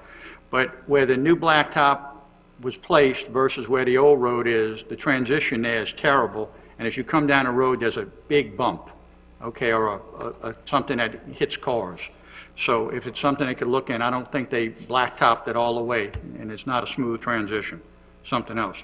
I too want to just real quickly thank the mayor and also the staff for the TDC presentation. Obviously, that's going to go a long way helping us move forward with that project. The last thing I want to talk about, and obviously because of sunshine, I need to bring it up here and kind of get some comments and thoughts from fellow council members. This is not a reflection in any way on staff. As you all know, I'm a big cheerleader saying I think our staff is doing a great job. And I think this is a carryover from the past. I don't know if the public realizes this or not, but anytime a citizen sends an email to any council member, Ray Bailey automatically gets copied on that. Okay? I don't know if everybody knows that or not. I personally don't see a need in that. There's no reason why he, first of all, has to be burdened with all those emails, number one. Again, this is no reflection on Ray. This is just the way the system is. And I think that's a system from the past. I don't see why obviously any emails we have are all subject to public record, but Mr. Bailey or anybody else in the city shouldn't routinely look at our stuff. Certainly it's available. And this is certainly a hypothetical, and obviously it's not true. But what happened if a citizen was emailing me saying something about corruption that Mr. Bailey was involved in, and here he gets the email? Obviously that's not the case. But I just want to say that I personally don't think that Ray should be copied, and I've had an offline conversation. The conversation I had, basically I wasn't satisfied with it. I don't see a need for it, and I just think I'd like to get some feedback from the other council members. Lance, would you like to take a swing at that first? I need to investigate a little bit more as to why. I'm not aware as to why that policy was put in place. It was in place when I took over. So if it's something that is not a benchmark procedure, then I think we could back away from it. I can tell you from past, being a citizen and challenging a city manager in the past, it was a way that they could keep tabs on what was going on, plain and simple. Okay? Again, I have no issue with that. I just feel that if we're going to do that, if we do that, we ought to have it on our website so the public knows that the information they're providing isn't private. Understanding that no email is private. It's all subject to sunshine. But staff shouldn't routinely look at it, and if they do, we need to let the public realize that. I have a question/comment. Ray, does that facilitate the saving of messages when you have to do public records requests, or would it matter whether you were on there or not? It doesn't matter because everything is captured anyway in ArcMail, so we can always, keep tab. Be pulled from the server whether you're on it or not? There are all kinds of ways to get the messages. The other thing, obviously, was with all of our staff working so hard, I think if Mr. Bailey didn't have a couple of hundred emails to look at, okay, on just stuff comes to us, that would go a long way freeing him up with a little time as well. Only one comment. I do like the fact that mine goes to the city manager and the attorney, because a lot of times people are sending me emails with questions that really the city manager should answer or could answer. And it doesn't automatically go to them? Just for the record, the city attorney does not get those emails. No, it doesn't go to them automatically. And just for the record, for me, I only receive a copy if it's sent to the entire council. If it's not, I don't receive a copy of it. So I knew that if it goes to the council, yes, you don't get our emails. No, I don't get it. In the past, I know Jerry Miller got all our emails when it went to the council, and the city manager got it, because a lot of times I'll get email or the council and Lance will answer it, give the, I don't know. I've never received it. I don't know if maybe it's going to Jeff Burns' old email or something. But I No, think Jeff- that Jeff wasn't disappeared copied. shortly after they were. It's in his They left. spam folder. speaking of spam, Ray, how can we get rid of some of that stuff coming through the city email address? That'll be an IT manager question, sir. Oh, speaking of that, we do need an IT manager. Where are we on that deal? Because some of the things that Lewis spoke of are IT related, so we have multiple hiring issues. Where are we at with an IT guy? We do have a vacancy there, and there have been a few applications come in that are being reviewed right now. Interviews are being scheduled for that position. Put it on Facebook. You get plenty of applications in about an hour. Anything else? Yes, well, I guess to conclude that, I'd just like you maybe to consider it and come back and give us an idea, okay, depending on what council wants to do, okay? I don't know, I like it. It gives me and Ray something to talk about. Send funny emojis. Look at Ray. He's such a good dude. All right. Are you done, Mr. Mitchell? Yes, sir. All right. Mr. Overdeer. Yes, thank you, Mayor. Two things. First, I would like to again echo the comments of some of my fellow council members in complimenting the mayor and the city staff, the city manager and the assistant city manager on their presentation to the TDC to get us $6.5 million to go towards buying some of this beachfront property. And so it was an excellent presentation, and they didn't even hesitate to vote yes on it, so I appreciate everything you did on that. Second thing I'd like to do is I'd like to nominate James Staley to be on the, what's he applying for? He's applying for Board of Adjustments. Got a motion? Second. Got a second? Any discussion? Let's vote.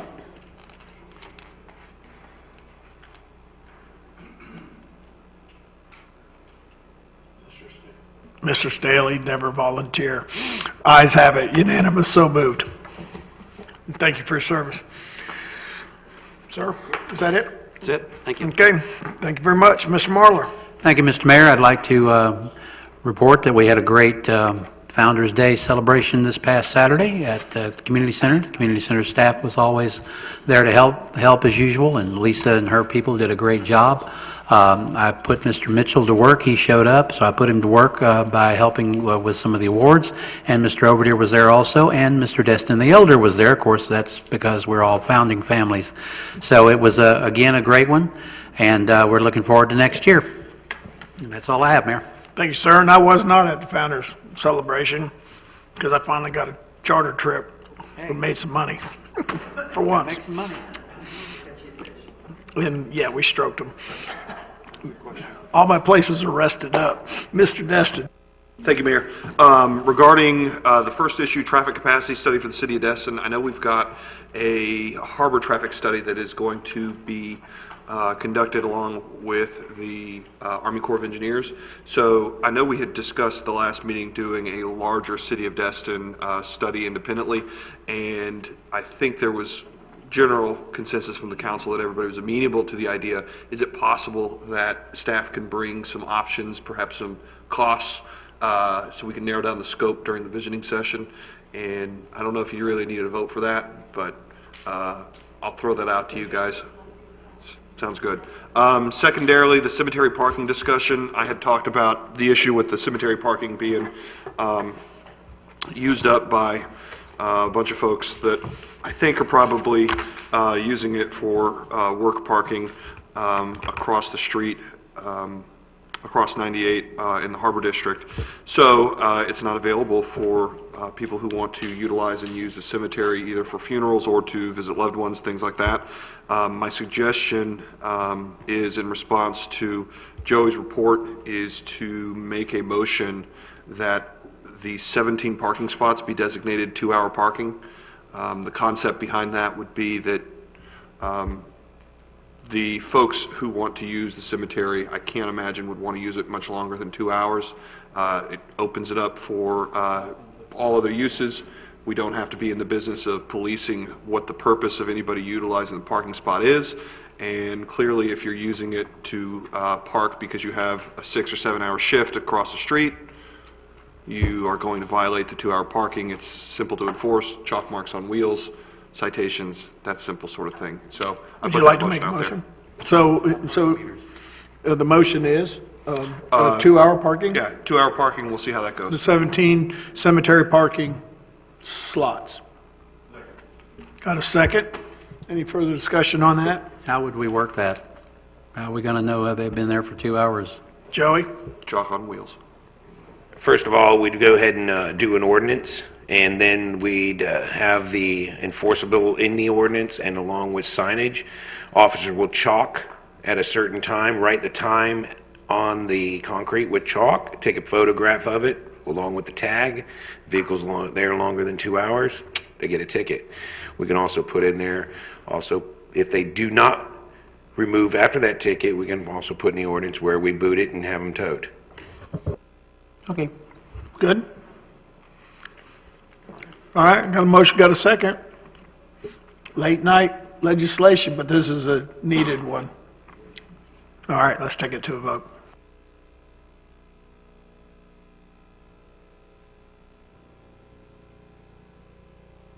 Ayes have it. So moved.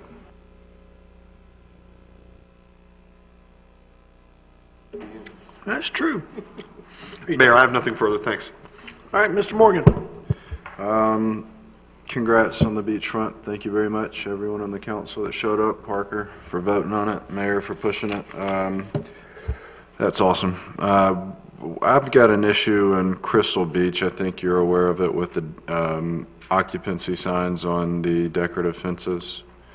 Is there any way we could bring something back to, on the agenda to discuss it and try to remedy that? Sure. Thank you.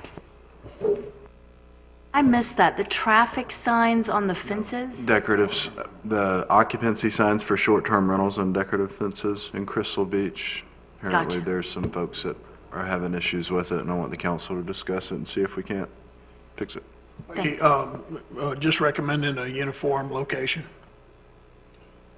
I think so. It's late-night legislating.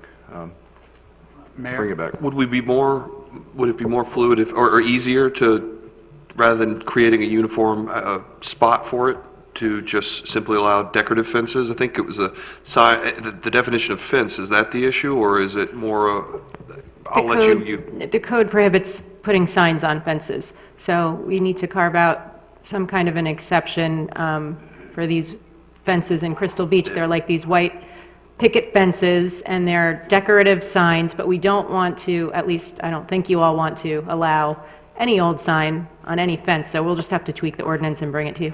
Yeah, that'd be great. I think a lot of those picket fences have existing signs on them now, and they have for a while advertising who rents them out and the name of the cottage, so. I think it's great. I was supposed to bring that up earlier and I forgot. I'm sorry, yeah. Yeah, well, I was going to second that. As it stands right now, obviously, the rental companies are having to put a sign, okay, put the sign on a post behind a fence, and that's ridiculous. So obviously, if we could just allow something to be put on the white picket fences, if you will, that would cover it, and it cause a lot less problem. While you have the microphone in front of you, go ahead, ma'am. I don't have anything, thank you. Mr. Bowman? Nothing. I don't either. Meeting adjourned.